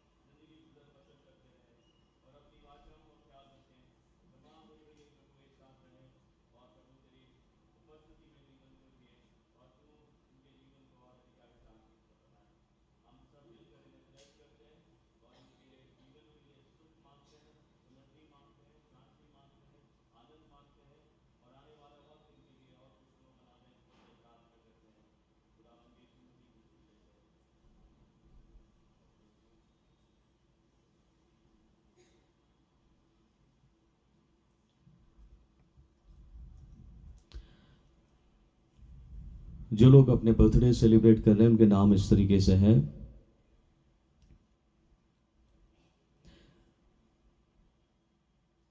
बीस तारीख को मिस्टर सैम चरण, 21 तारीख को मिशेल अनुग्रह, 22 तारीख को मिस अमीशा, 22 तारीख को मिस दीपशिका जॉर्ज, 22 तारीख को मिस्टर आशीष केन, 23 को मिसेस शोभना विल्सन, 24 तारीख को मिसेस दीक्षा सिंह, 26 तारीख को मिसेस मीनाक्षी वेस्ली, 26 तारीख को रेवरेंड सुमित चौहान। 2 एनिवर्सरीज हैं, मिस्टर विकास एंथनी और मिसेस अंजलि एंथनी 22 तारीख को अपनी एनिवर्सरी, वेडिंग एनिवर्सरी सेलिब्रेट करेंगे। और मिस्टर आशीष माइकल और मिसेस शेरन माइकल 26 तारीख को सैटरडे वाले दिन अपनी पहली एनिवर्सरी को सेलिब्रेट करेंगे। कुछ लोग हमारे जो हैं तकलीफ ज़दा हैं, बुजुर्गियत में हैं, उनके लिए प्रार्थना करें। मिस्टर जोसेफ मैसी जी के लिए प्रार्थना करें, तकलीफ में है, परमेश्वर उन्हें चंगाई बख्शे। मिस्टर पुष्कर सिंह जी के लिए प्रार्थना करें। मिसेस बाबरा पॉल जी के लिए प्रार्थना करें। मिस्टर दीपक फेलबुस जी के लिए प्रार्थना करें। मिस्टर सुमित ऑसमंड के लिए प्रार्थना करें, बीते वक्त में उनका एक्सीडेंट हुआ, उनकी सर्जरी हुई है, परमेश्वर उन्हें चंगाई बख्शे। मिस्टर टी बहादुर के लिए प्रार्थना करें, हॉस्पिटलाइज्ड हैं। मिसेस अमिता के फादर इन लॉ है, उनके लिए प्रार्थना करें। मिस संजना के लिए प्रार्थना करें। Mister JH. कॉन्गसन के लिए प्रार्थना करें, दिल्ली में एडमिट है और बीते वक्त में आंटी से बात हुई है, रिकवर कर रहे हैं, लेकिन परमेश्वर उन्हें और स्पीडी रिकवरी दे। मिस्टर एस एडवर्ड के लिए प्रार्थना करें। मिसेस नीलम पॉल के लिए प्रार्थना करें। मिसेस नीलम हल्दर जी के लिए प्रार्थना करें। सो हम सब मिलकर प्रार्थना करें, शुक्रगुजारियों के वास्ते भी और इन लोगों के वास्ते भी जिनको स्पेशल प्रेयर्स और ग्रेस चाहिए। प्रार्थना करें। पिता परमेश्वर, हम तेरा शुक्र अदा करते हैं कि तूने हम सबको ये मौका दिया कि हम सब मिलकर इकट्ठे होकर तेरी तमजीद करें और शुक्रगुजार हों। ये शुक्रगुजारियाँ प्रभु तेरे सामने रखी गई हैं ताकि तेरे कामों को पूरा किया जा सके। पिता, मैं प्रार्थना करता हूँ, चूँकि चर्च कंस्ट्रक्शन काम चल रहा है, अपनी ब्लेसिंग्स रखें, ग्रेस रखें, अपने हाथों में अपने भवन के कार्य को ले लें ताकि आने वाले वक्त में ये भवन सुंदर, भव्य और तेरे लोगों से भरा पूरा दिखाई दे। पिता परमेश्वर, हम प्रार्थना करते हैं जो बर्थडे सेलिब्रेट कर रहे हैं उन्हें ब्लेस करें, जो एनिवर्सरी सेलिब्रेट कर रहे हैं उन्हें ब्लेस करें, जो बीमार हैं पिता परमेश्वर उनके ऊपर अपने हाथ रखें और उन्हें चंगाई बख्शें ताकि वो चंगे होकर तेरी महिमा का कारण होवे। ये प्रार्थना हम बड़े विश्वास के साथ मांगते हैं अपने उद्धार करता खुदावंद यीशु मसीह नासरी के नाम से, आमीन। अजीज़, इसके अलावा कोई विशेष सूचनाएं नहीं है, यदि होंगी तो हम खुदा के खादिम आपको इत्तला करेंगे। थैंक यू भाई साहब आज के अनाउंसमेंट के लिए। अब ये वक्त हुआ कि हम परमेश्वर के वचन में चलें, बट उससे पहले मैं ये बोलना चाहता हूँ कि आज कितने लोग तैयार होकर आए हैं उस परमेश्वर की प्रेजेंस को पहचानने के लिए, उस परमेश्वर को पहचानने के लिए, उसको जानने के लिए कितने लोग आज तैयार होकर आए हैं। तो आइए हम परमेश्वर की आराधना करेंगे। आप लोग सब अपने स्थानों पर खड़े हो सकते हैं और जितने लोग बैठ कर आराधना करना चाहते हैं वो बैठ के भी आराधना कर सकते हैं।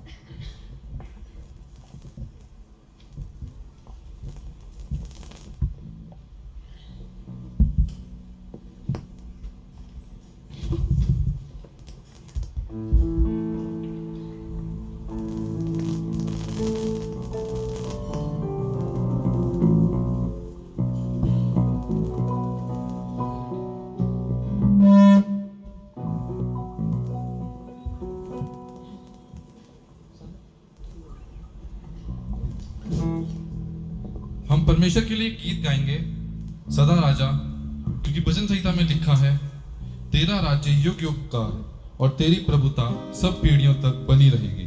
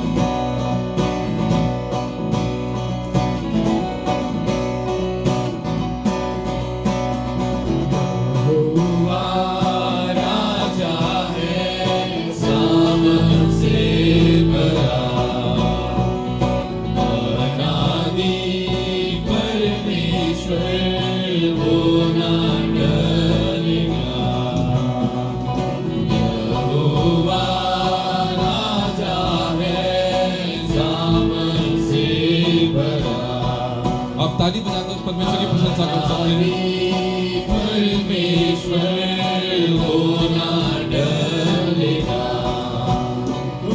युगों से युगों तक एक ही है राजा, महिमा के सिंहासन पर बैठा बादशाह, वो है महान सर्वशक्तिमान, उसकी हुकूमत और उसका ही प्रताप सदा। राजा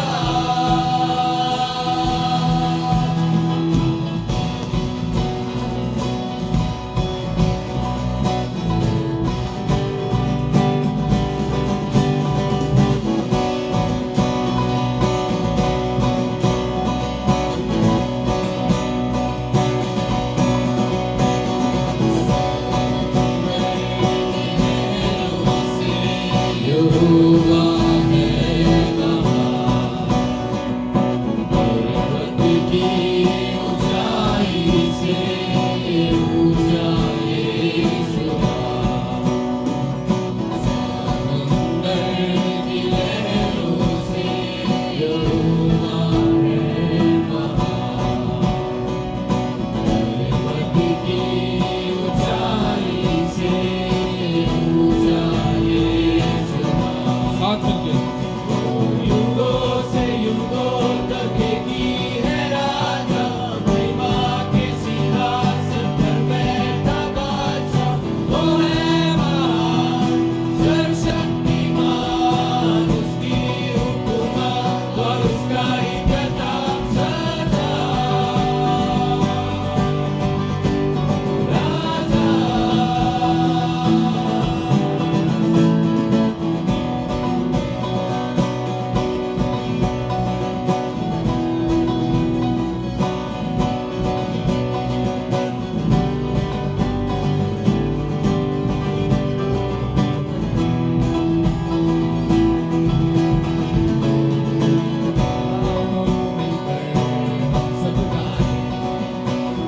उसका परचम लहराए, उसके सामने सर झुकाए, उसके नाम की जय जयकारे, आओ मिलकर हम सब गाएं, उसका परचम लहराए, उसके सामने सर झुकाए, उसके नाम की जय जय गाए।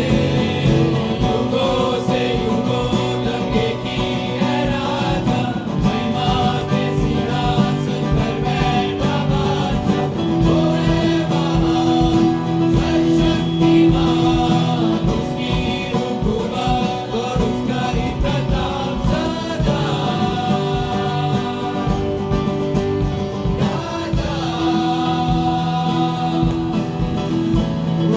युगों से युगों तक एक ही है राजा, महिमा के सिंहासन पर बैठा बादशाह, वो है महान सर्वशक्तिमान, उसकी हुकूमत और उसका ही प्रताप सदा।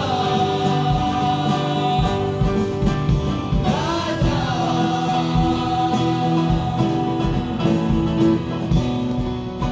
परमेश्वर का वचन कहता है, हे मेरे मन परमेश्वर के सामने चुपचाप रहे, क्योंकि मेरी आशा उसी में है। सचमुच वही मेरी चट्टान और मेरा उद्धार है, वह मेरा गढ़ है, इसलिए मैं ना डिगूंगा। हम जब भी कुछ काम करें, जब भी कुछ बातें करें, कहीं भी जाएं, तो हमारे परमेश्वर को आराधना मिलनी चाहिए। तो हम एक साथ मिलकर गाएंगे, तेरी आराधना हो।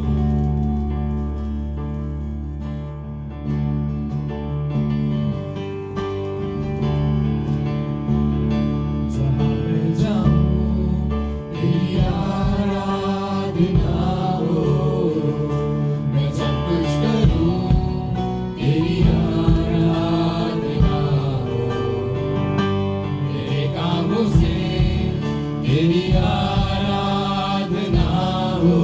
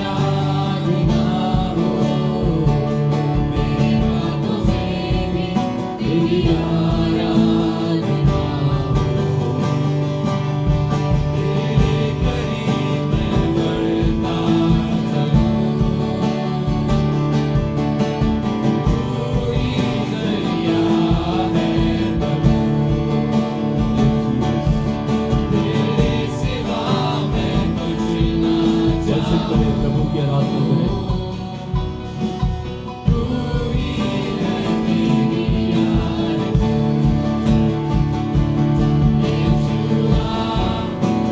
अपने हाथों को परमेश्वर के लिए उठाएं, उस परमेश्वर की प्रशंसा करें जो महान परमेश्वर है, क्योंकि उसके अलावा हमारे जीवन कोई नहीं बदल सकता। जब हमारे जीवन में प्रवेश करता है तो हमारे जीवन बदल जाते हैं।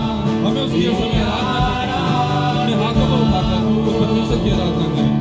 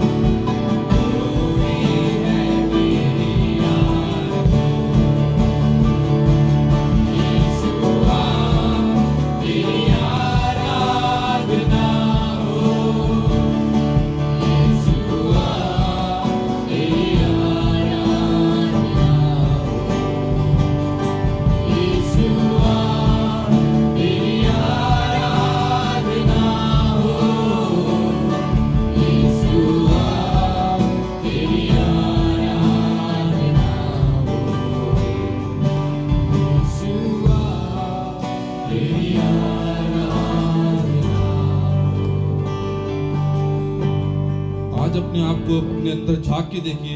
क्या पता हम अब उस रास्ते से भटक गए हो जो परमेश्वर हमें जाना चाहता है। क्या पता हम दूसरे रास्ते पर चले गए हो। क्या पता हमने वो रास्ता चुना ही नहीं जो परमेश्वर ने हमारे रखा है। आज उस रास्ते को पहचानिए, उस कॉल को पहचानिए, उस परमेश्वर को अपने जीवन की आने दीजिए। वो परमेश्वर आपके जीवन के बाहर खड़ा है, आपके दिल के बाहर खड़ा है। उसका आप दरवाजा खटखट कर रहा है, बट हम कभी कभी उस दरवाजे को खोलते नहीं हैं। हम उसकी आवाज को नहीं पहचानते हैं। हम दूसरों की आवाज को तो पहचानते हैं, बट हम परमेश्वर की आवाज को नहीं पहचानते हैं। जिसे भजन संहिता 23 में लिखा है, वह मेरे जी में जी ले आता है, धर्म के मार्गों में वह अपने नाम के निमित्त मेरी अगुवाई करता है। चाहे मैं घोर अंधकार से भरी हुई तराई में होकर चलूं, तो भी हानि से ना डरूंगा, क्योंकि तू मेरे साथ रहता है।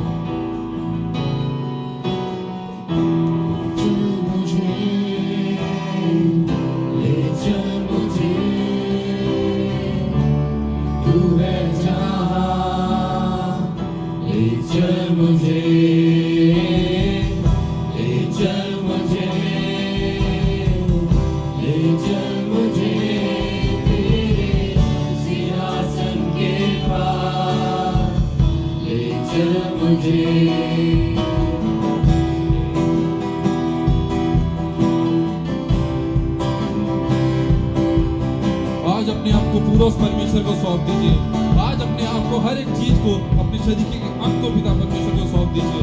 पिता परमेश्वर मांगिए उससे कि पिता परमेश्वर हमारे जीवन को बदल दे। पिता परमेश्वर आज हम इस चर्च के बाद, इस सभा के बाद जब वापस जाए पिता परमेश्वर, हमारे जीवन बदल जाए।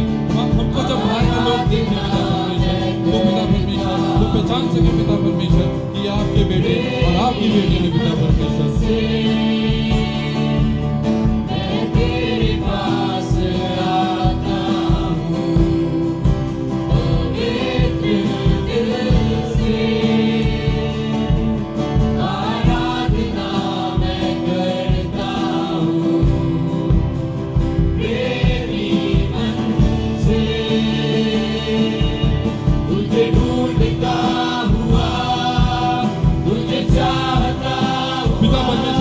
बच्चे पिता परमेश्वर, आपके बेटे पिता परमेश्वर, आपकी बेटियां पिता परमेश्वर, आपको ढूंढते हुए यहाँ तक आए हैं पिता परमेश्वर।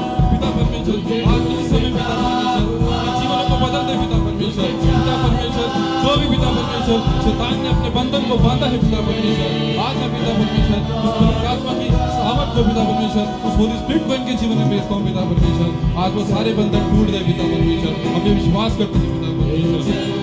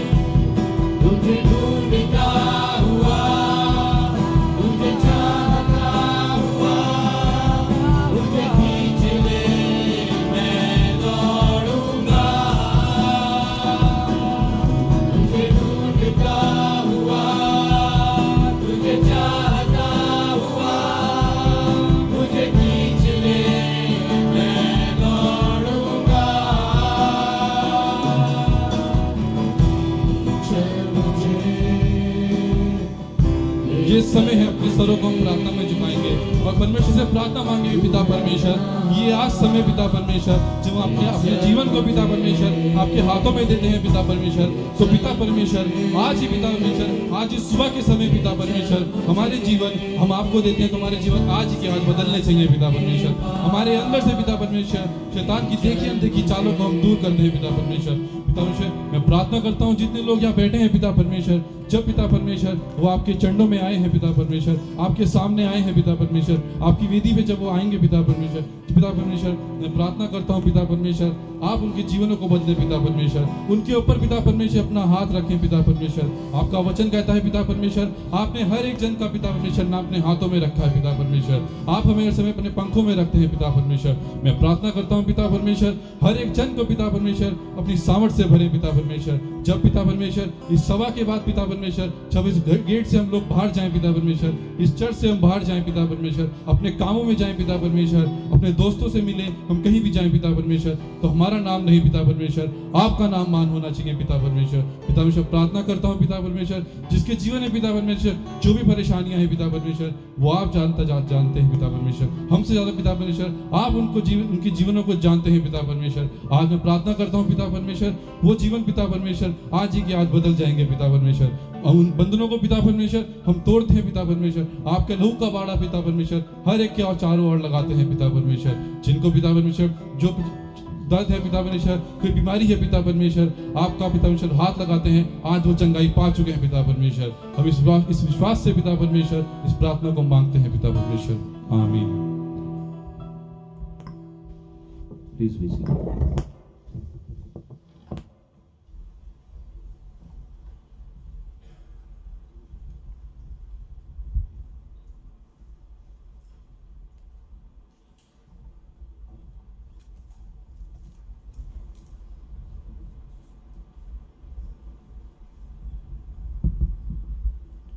आप सबको फिर से जय मसीह की। जैसा कि अभी हमारे सामने वचन पढ़ा गया मत्ती 7 उसकी 24 से 27 आयत तक, मैं चाहूंगा कि फिर से कोई उसको पढ़ दे।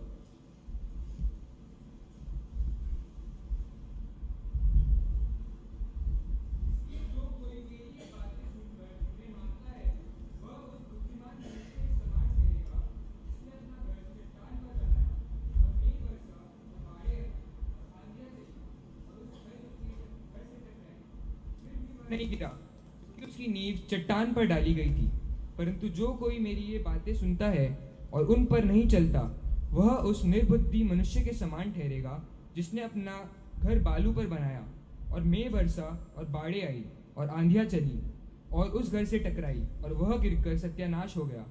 जब यीशु ये बातें कह चुका तो ऐसा हुआ कि भीड़ उसके उपदेश से चकित हुई, क्योंकि वह उनके शास्त्रियों के समान नहीं परंतु अधिकारी के समान उन्हें उपदेश देता था। परमेश्वर के पढ़े और सुने जाने अपनी आशीष हो, आमीन।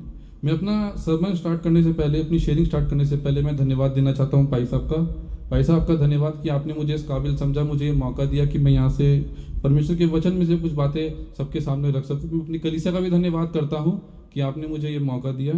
अब जैसा कि हमारे सामने पढ़ा गया मत्ती 7 उसकी 24 से 27 आयत में कि यहाँ पर दो लोग घर बनाते हैं, एक तो मूर्ख और एक बुद्धिमान। तो अब मैं आपसे एक सवाल पूछना चाहता हूँ, कुछ सवाल। आप में से कितने लोग घर में रहते हैं? सभी रहते हैं। आप में से कितने लोग अपने घर में रहते हैं?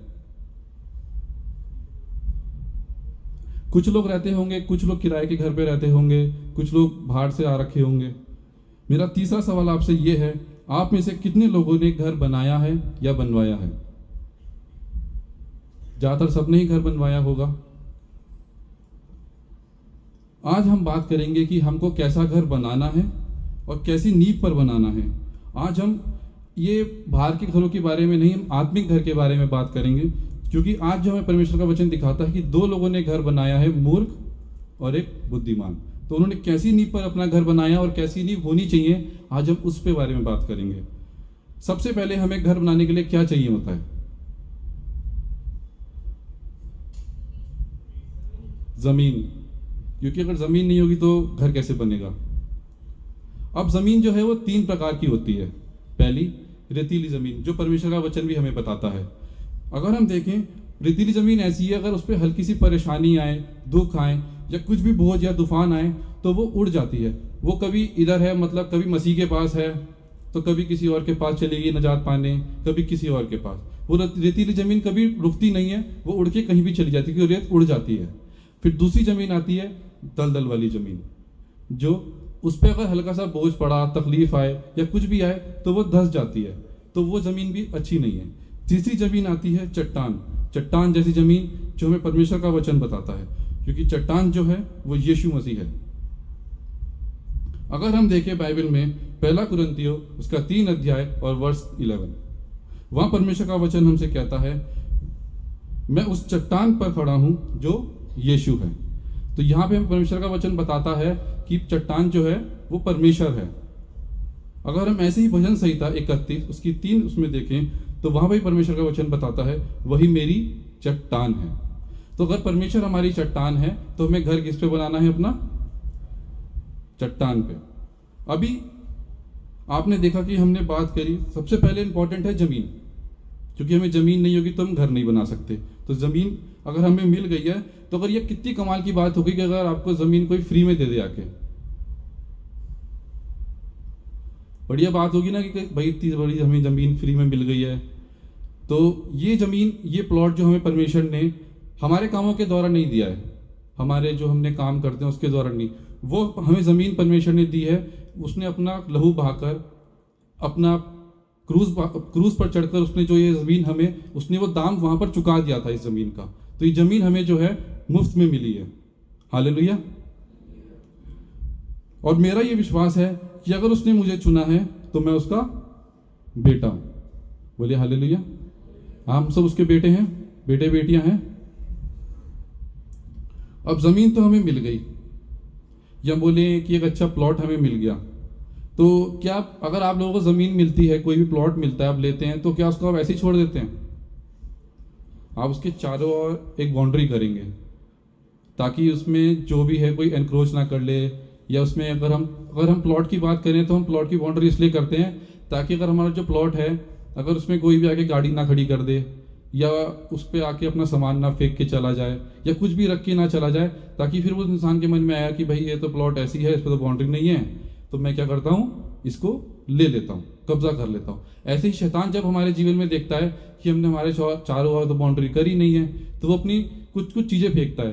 क्या तो हमें लालच देगा, कभी कुछ हमें बातें बताएगा, हमारे दिमाग में कोई थॉट्स डालेगा, तो उससे क्या करेगा कि वो हमारे जो ज़मीन है वो लेने की जो कोशिश करेगा। तो हमें क्या करनी है, सबसे पहले उस ज़मीन की हमारे चारों ओर एक बाउंड्री करनी है। तो अगर हम परमेश्वर के वचन में देखें तो परमेश्वर का वचन बताता है कि उसने हमारे चारों ओर अपने लहू का बाड़ा लगाया है। हालेलुया। मुझे थोड़ा रिस्पॉन्स देते रहना, नहीं तो मैं भूल जाऊंगा। परमेश्वर ने जब हमारे चारों ओर बाड़ा लगाया है तो उससे क्या है, अनदेखी देखी चालें जो है हमारे जीवन में प्रवेश नहीं कर सकती हैं। तो जैसे कि हम देखें, हमने बाउंड्री तो अपने चारों ओर कर ली, हम अब जो भी अपने प्लॉट में जो बाउंड्री करता है वो अपनी बाउंड्री मजबूत करता है ताकि उसको कोई तोड़ ना सके। बट कभी कभी ऐसा होता है कि जब हम क्या बनाते हैं, बाउंड्री कोई छोटी बना देता है, कोई थोड़ी ऊंची बनाएगा। और अगर हम पुराने टाइम की बाउंड्री देखें तो वो जो किले बनते थे उनकी बाउंड्री बहुत ऊपर ऊपर बनती थी ताकि उस पर कोई भी एनक्रोच ना कर सके, कोई चढ़ ना सके, उसको जल्दी से तोड़ ना सके। बट कभी कभी कैसा होता है कि हम लोग अपनी क्या बनाते हैं, बाउंड्री बहुत छोटी बना देते हैं ताकि कोई भी उसको लांग कर अंदर आ जाए और उस पर कब्जा कर ले। तो ऐसे ही जब अपने जीवन को देखते हैं हम, जब हम चढ़ चाहते हैं तब तो हमने ठीक रखा हुआ है कि हाँ भाई हमारी बाउंड्री वो किले की तरह है ऊपर तक। बट जब हम कभी बाहर होते हैं, अपने दोस्तों के साथ होते हैं, या जब हम अकेले होते हैं, अपना फ़ोन चला रहे होते हैं, सबसे ज़्यादा परेशानी आती है जब हम मीडिया के साथ होते हैं, अपना फ़ोन चला रहे होते हैं। उस टाइम उस साइड की जो हमने बाउंड्री है वो बहुत छोटी बना रखी है। उस समय शैतान क्या करता है, वो कोशिश करता है और वो देखता है कि मैं किस तरीके से इनके जीवन में प्रवेश कर सकूं और अब इनका जीवन उस परमेश्वर से दूर कर सकूं। अब जमीन हमको मिल गई, हमने उसकी बाउंड्री भी कर ली, अब आती है नींव की बारी, जो सबसे इम्पोर्टेंट होता है। अगर हम देखें तो अगर हमने घर बनाया तो हम देखते हैं कि जो घर नींव बनती है वो क्या तो 10 फीट या तो 15 फीट, वो जितनी गहरी होगी उतनी जो है हमारी फाउंडेशन स्ट्रांग होगी। अब बात आती है नींव खोदने की। अब हम अपने जीवन में नींव कैसे खोद सकते हैं? हम अपने जीवन में नींव खोद सकते हैं परमेश्वर के वचन को और पढ़कर, उसकी और गहराई को जान के, और उस परमेश्वर को जान के जो हमारे लिए क्रूस पे चढ़ा, ताकि जब हम उस अपनी नींव को ताकि हम मजबूत कर सकें। तो अगर हम देखें तो फाउंडेशन क्या है? फाउंडेशन है यीशु मसीह। यीशु मसीह कौन है, क्या है? यीशु मसीह वचन है। जॉन 1:1 मैं चाहता हूं उसको कोई पढ़ दे।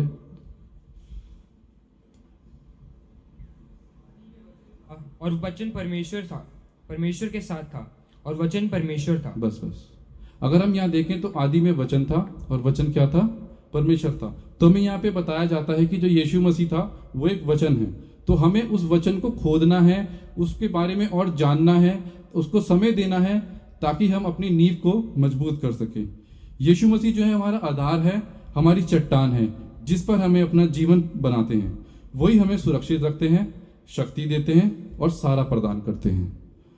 और जब हम सब यीशु मसीह के ऊपर विश्वास रखते हैं और उनके वचन को मानते हैं तो हमारा जीवन सुरक्षित और मजबूत आधार पर खड़ा है। हालेलुया। अब हम देखेंगे, हमने जमीन तो हमें मिल गई, हमने बाउंड्री मजबूत कर ली, हमने फाउंडेशन भी बना ली। अब सबसे घर बनाने में सबसे इंपॉर्टेंट हिस्सा होता है फाउंडेशन के बाद पिलर्स। आप अपने जीवन में कितने पिलर बनाना चाहते हैं परमेश्वर के वचन में से? ज़्यादा से ज़्यादा 10, 12। अगर हम बाइबल में देखेंगे तो बहुत सारे पिलर हैं जिससे अपनी फाउंडेशन को हम बना सकते हैं, अपने विश्वास को मजबूत कर सकते हैं। मैं आपके सामने कुछ 6 पिलर्स रखूंगा जो मैं अपने जीवन में बनाना चाहता हूं। सबसे पहला विश्वास, बिलीव। हिब्रू 11 उसका 6, बिना विश्वास के परमेश्वर को प्रसन्न करना अनहोना है। हालेलुया। अगर हमारा विश्वास ऐसा होना चाहिए कि अगर कुछ भी हो, कभी भी कोई हमें देखे या कोई भी बोले तो वो बोले हाँ, इसका विश्वास जो है वो बिना देखे परमेश्वर के ऊपर इतना है कि चाहे कुछ भी आ जाए इसका विश्वास कभी नहीं घबराता। ऐसे ही विश्वास के साथ एक और चीज़ चलती है, भरोसा, फेथ। क्योंकि हम जब भरोसा रखते हैं तो हमें उस परमेश्वर पर डिपेंड होना पड़ेगा कि हाँ परमेश्वर, हमारा विश्वास है, हमारा फेथ है कि हम कभी नहीं भटकेंगे। तो सबसे पहला पिलर हो गया विश्वास। दूसरा पिलर प्रेयर और फास्टिंग।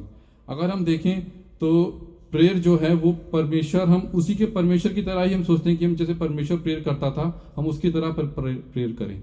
बट परमेश्वर जो था वो सुबह प्रार्थना करता था, वो दिन में प्रार्थना करता था, वो शाम को प्रार्थना करता था, कभी कभी तो वो होल नाइट प्रेयर करता था।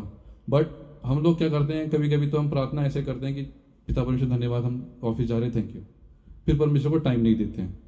तो जो वो पिलर है, वो पिलर क्या हो गया हमारा, कमज़ोर हो गया। तो हमें उसको स्ट्रॉन्ग करना है।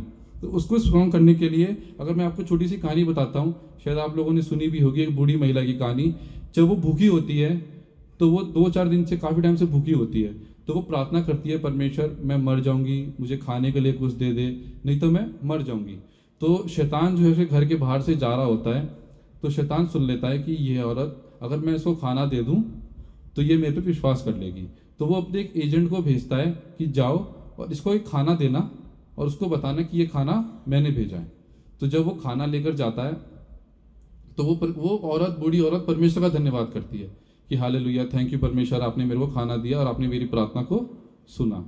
बट वो जो एजेंट होता है शैतान का, वो बोलता है कि तू परमेश्वर का हालेलुया क्यों कर रही है, ये खाना तुझे शैतान ने भेजा है, तू उसका हालेलुया कर। तो वो बोलती है कि नहीं, मेरा परमेश्वर वो परमेश्वर है, वो हमारी प्रार्थना को ऐसे सुनता है कि जब हम प्रार्थना करते हैं तो वो शैतान से भी काम करवा सकता है।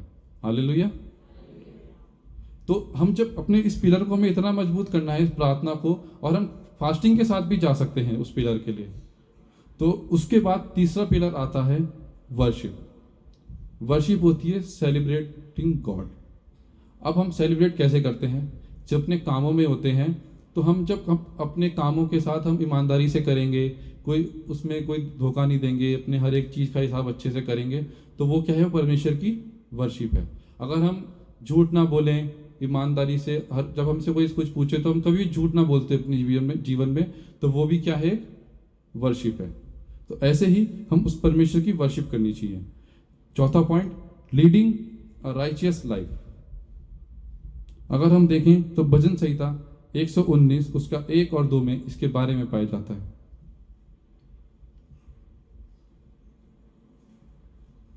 मैं चाहूंगा उसे कोई पढ़ दे।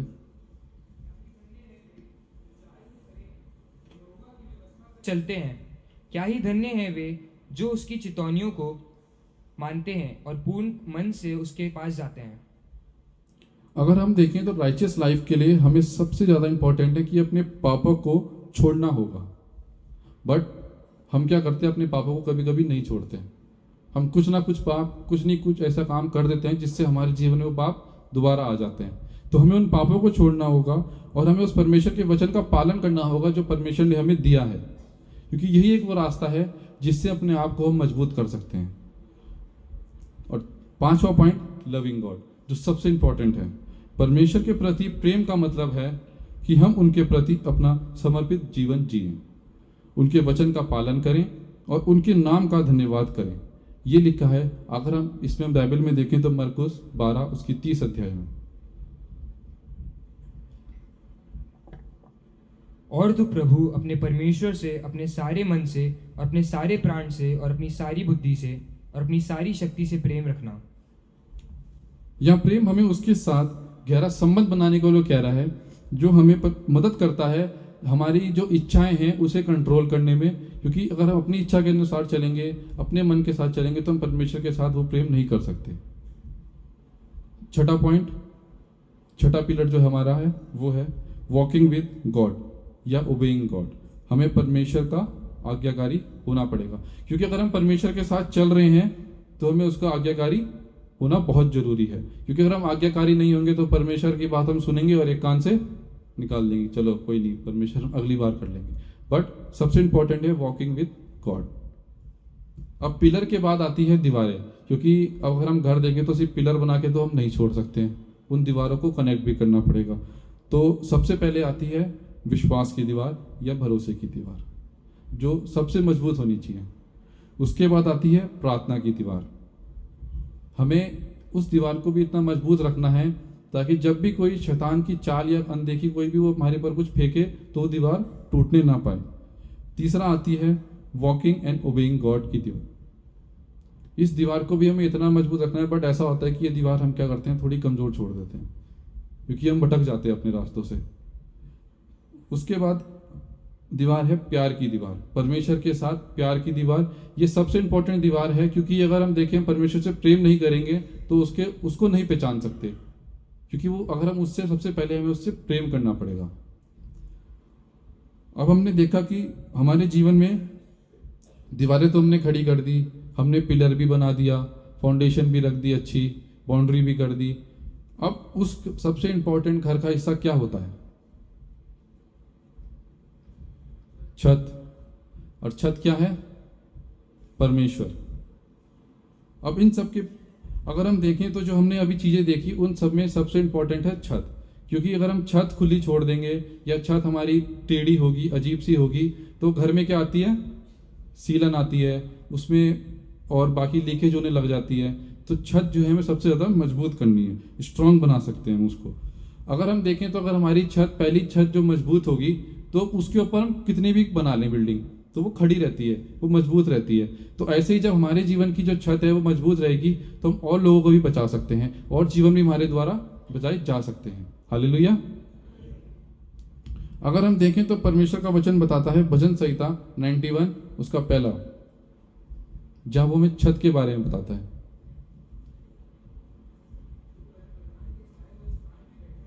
वो सर्वशक्तिमान की छाया में ठिकाना पाएगा।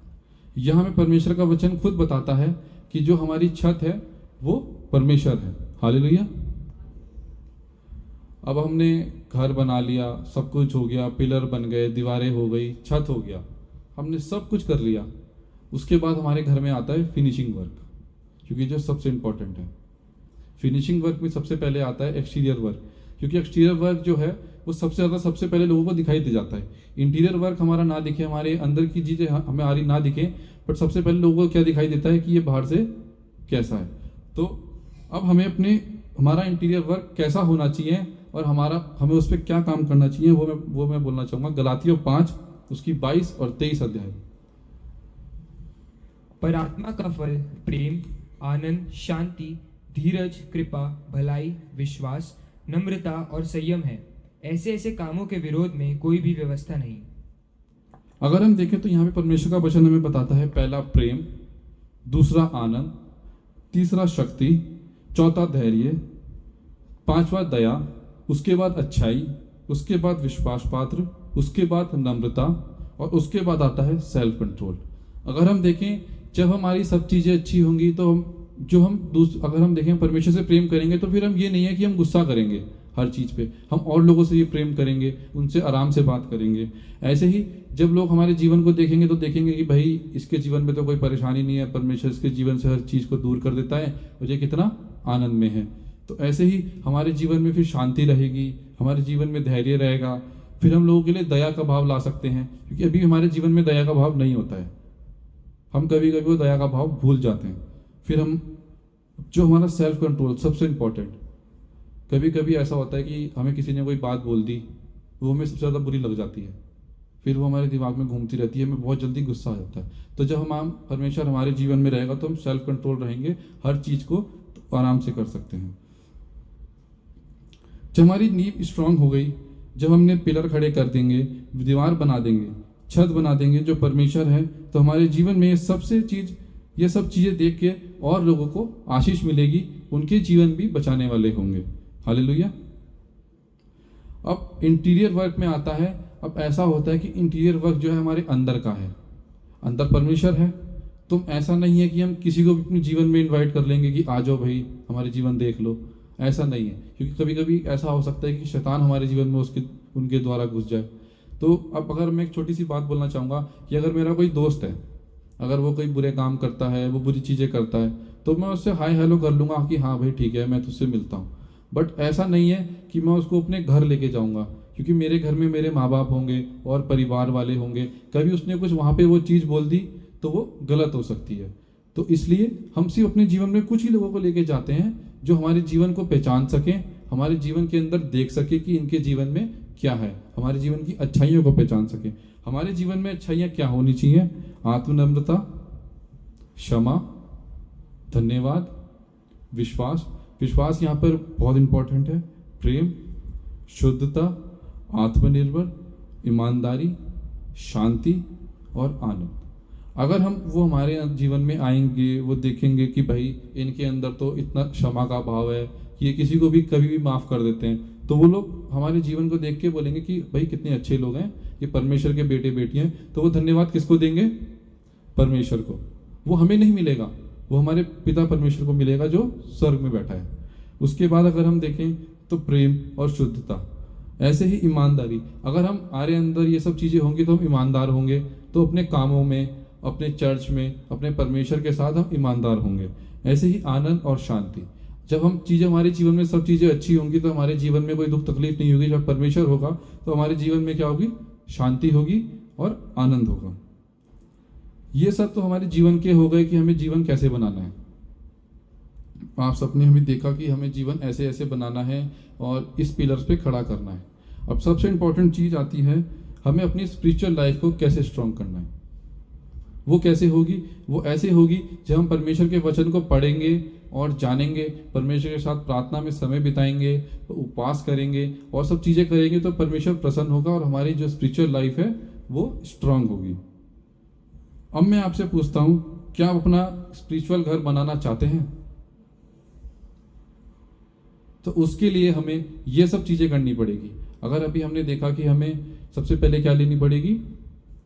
ज़मीन जो है वो हमें मिल चुकी है, हमारे पिता पर वो यीशु मसीह ने हमें वो दे चुकी है, उस क्रूस पे चढ़ के अपना लहू बहा के वो दाम देकर। उसके बाद हमें सबसे इम्पोर्टेंट है वो बाउंड्री, क्योंकि अगर वो बाउंड्री छोटी होगी तो कोई भी उसके अंदर एनक्रोच कर सकता है, उसको तोड़ सकता है अंदर आके। और उसके बाद आते हैं नींव। अगर हमारी नींव ही कच्ची होगी, नींव में अगर कुछ भी कमी रह गई तो वो नींव वो पूरा घर गिरा सकती है, वो हमारे साथ साथ दूसरों का भी जीवन खराब कर सकती है। उसके बाद आते हैं पिलर बहुत है परमेश्वर के वचन में, बाइबल में इतने पिलर हैं अगर हम देखेंगे तो, बट मैंने जो आपको पिलर बताए आप उनको ही फॉलो कर सकते हैं, आपके उससे भी स्पिरिचुअल ग्रोथ हो सकती है। उसके बाद हमने देखा दीवारें ऐसी हैं, दीवारें हमें बहुत मजबूत बनानी है, क्योंकि अगर यहाँ पे हम देखें तो अगर ये दीवार कच्ची होगी तो ये कभी भी गिर जाएगी।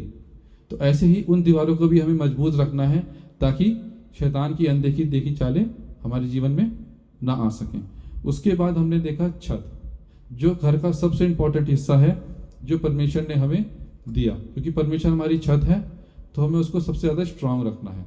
उसके बाद आता है इंटीरियर वर्क और एक्सटीरियर वर्क, हमें उसमें काम करना है, क्योंकि अगर हम उसमें काम नहीं करेंगे रेगुलर बेसिस पे तो ऐसा होगा कि कुछ टाइम बाद हमारा जीवन फिर से वैसी उस अंधकार में चला जाएगा जो परमेश्वर ने हमारे को बचा के दिया, बट फिर भी हम उस अंधकार में चले जाएंगे।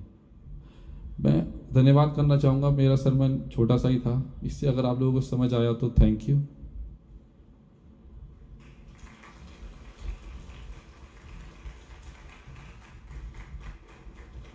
आइए अपने सरों को हम दुआ में झुकाएं और परमेश्वर से प्रार्थना करें।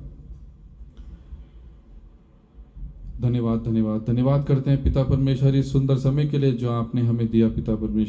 पिता परमेश्वर मैं मांगता हूँ पिता परमेश्वर, जब यह पिता परमेश्वर हमने देखा पिता परमेश्वर कि अपने हम स्पिरिचुअल घर को पिता परमेश्वर कैसे बना सकते हैं पिता परमेश्वर, हमें पिता परमेश्वर उन पिलर को खड़ा करना है पिता परमेश्वर, उन नींव को खोदना है पिता परमेश्वर, ताकि पिता परमेश्वर हमारे जीवन बचाए जा सके पिता परमेश्वर। और हमारे साथ साथ पिता परमेश्वर हमारे सब दोस्तों के, हमारे पड़ोसियों के और जितने लोग हमें जानते हैं पिता परमेश्वर, उनके भी जीवन बचाए जा सकें पिता परमेश्वर। मैं इस छोटी सी प्रार्थना को आपके प्यारे बेटे खुदावंद यीशु मसीह के नाम से मांगता हूँ, आमीन। मैं धन्यवाद देता हूँ शुभम ने पहली बार चर्च में मैसेज दिया है और परमेश्वर ने इसे गाइड किया, और प्रभु के अनुग्रह में ऐसा होने पाया कि हमारे चर्च में विभिन्न लीडर्स तैयार हो रहे हैं और शुभम उनमें से एक है। और हम धन्यवाद देते हैं, परमेश्वर इसके साथ रहे और परमेश्वर इसे पूरी तैयारी में लेकर चल रहा है। परमेश्वर का धन्यवाद हो। इससे पहले कि हम लोग आगे बढ़े, मुझे याद है वर्ष 2009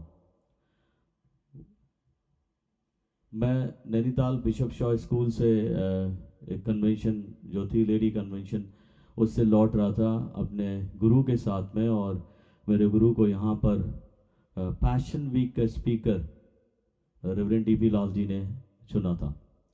और 2009 में जब मैं यहाँ पर आया था तो क्वालिटी होटल है यहीं पर चौक पे, उसमें हम लोग रुके थे। और शाम के वक्त में मेरी एक मुलाकात जो एक लड़के से हुई, और वो लड़का है नवनीत एंथनी। है नवनीत? मैं सही कह रहा हूँ? नवनीत को मैंने उस वक्त से जाना, और जब परमेश्वर ने मुझे मौका दिया, उसके बाद 2013 से लेकर अब तक जो है वो परमेश्वर के लिए डेडिकेटेड है और परमेश्वर के लिए काम कर रहा है। और उसने अपनी सर्विसेज इस चर्च के प्रति रखी है। और चूँकि ये अप्रिसिएशन मंथ है, हम पास्टरेट कमेटी, पूरे चर्च मेंबर्स और तमाम जो विंग्स हैं उनकी तरफ से मैं नवनीत को अप्रिशिएट करना चाहता हूँ। नवनीत, मेहरबानी से आगे आ जाओ। नवनीत की जो डेडिकेटेड सर्विस है म्यूज़िक को लेकर, और क्वायर के साथ में भी, MYF के साथ में भी, WSS के साथ में भी, कभी अगर आप इससे बात करोगे ना, कोई भी अगर इससे बोलता है कि नवनीत हमारे गाने को प्ले करना है, नवनीत ने कभी नो नहीं कहा, है ना नवनीत? कभी नो नहीं कहा। और ये एक ईश्वर भक्त मनुष्य का सीधा सीधा उदाहरण है, क्योंकि ये अपनी सर्विसेज के लिए जाना जाता है। तो अगर हम इसे अप्रिशिएट ना करें तो ये नागवार होगा। और इसलिए मैं इस समय रिक्वेस्ट करूंगा हमारे church secretary mister Rohit Dilawar ji से कि वो नवनीत को हमारी तरफ से एक छोटा सा टोकन ऑफ लव देकर पूरे पास्टरेट कमेटी की ओर से सम्मानित करें और अपना आशीर्वाद दें। सो तालियां बजनी चाहिए नवनीत के लिए।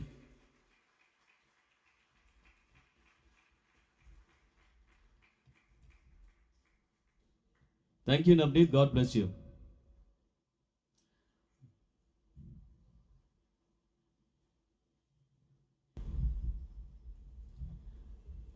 अब समय होगा कि हम गीत की पुस्तक में से निकालेंगे गीत नंबर 585, जो कि है पेज नंबर 346 में, और हम खड़े होकर ये गीत गाएंगे। और इसी समय मैं रिक्वेस्ट करूँगा अशर से कि वो हदिया लेने में हमारी मदद करें।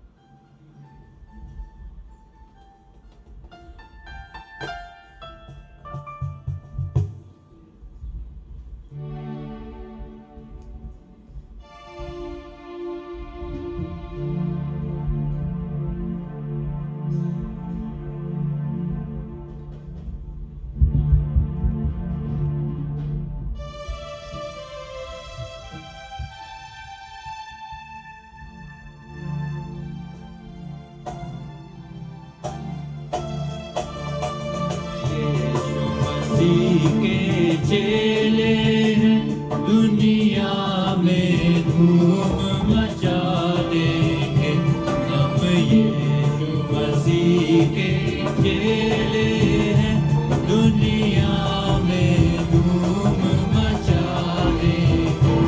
जो नींद में गाफिल सोते हैं, जो देश से उनको जगा देंगे।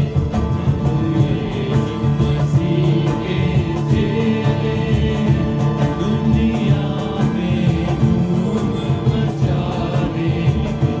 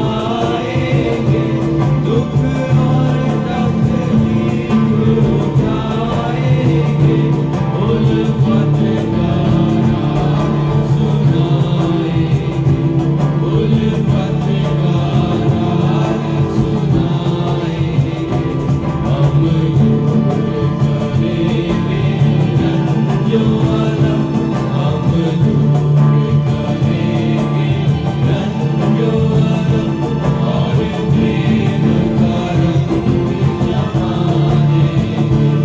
हम यीशु मसीह के चेले दुनिया में धूम मचा देंगे। अब मैं रिक्वेस्ट करूंगा डीएस रेवरेंड दिनेश प्रसाद से कि वो हदिये के लिए प्रार्थना करे और बेनेडिक्शन से हमें रुखसत करें।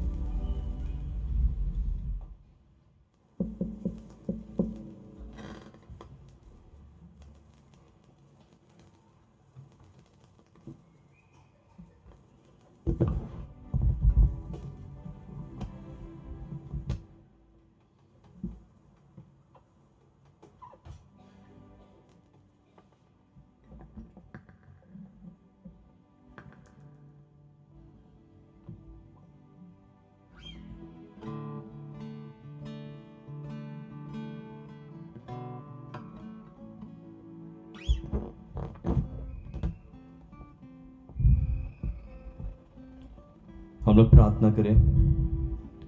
धन्यवाद देना चाहते हैं पिता परमेश्वर कि तूने हम सबको ये मौका दिया कि हम आज इस पवित्र दिन में तेरी आराधना कर सके।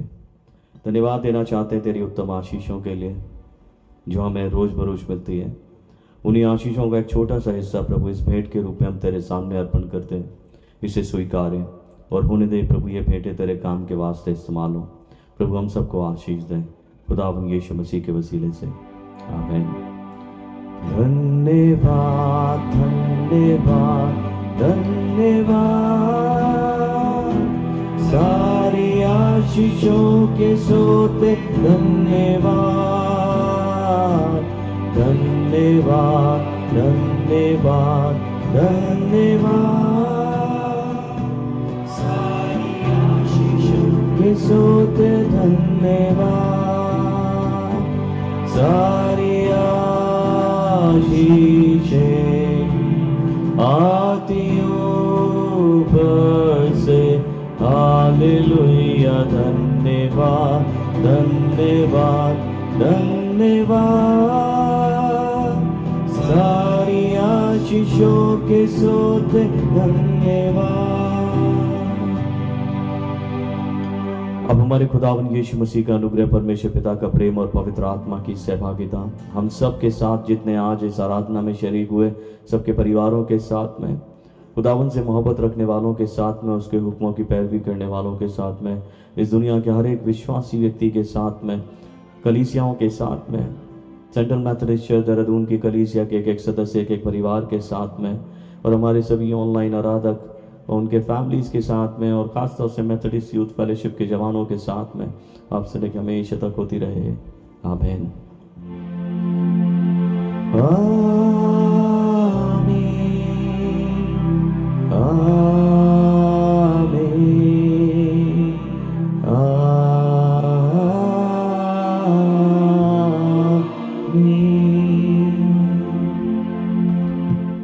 Thank you, God bless you. मेरे साथ यूथ मेरे साथ बाहर निकलेगा, तो आप इनको अप्रिशिएट करें, आशीर्वाद दें।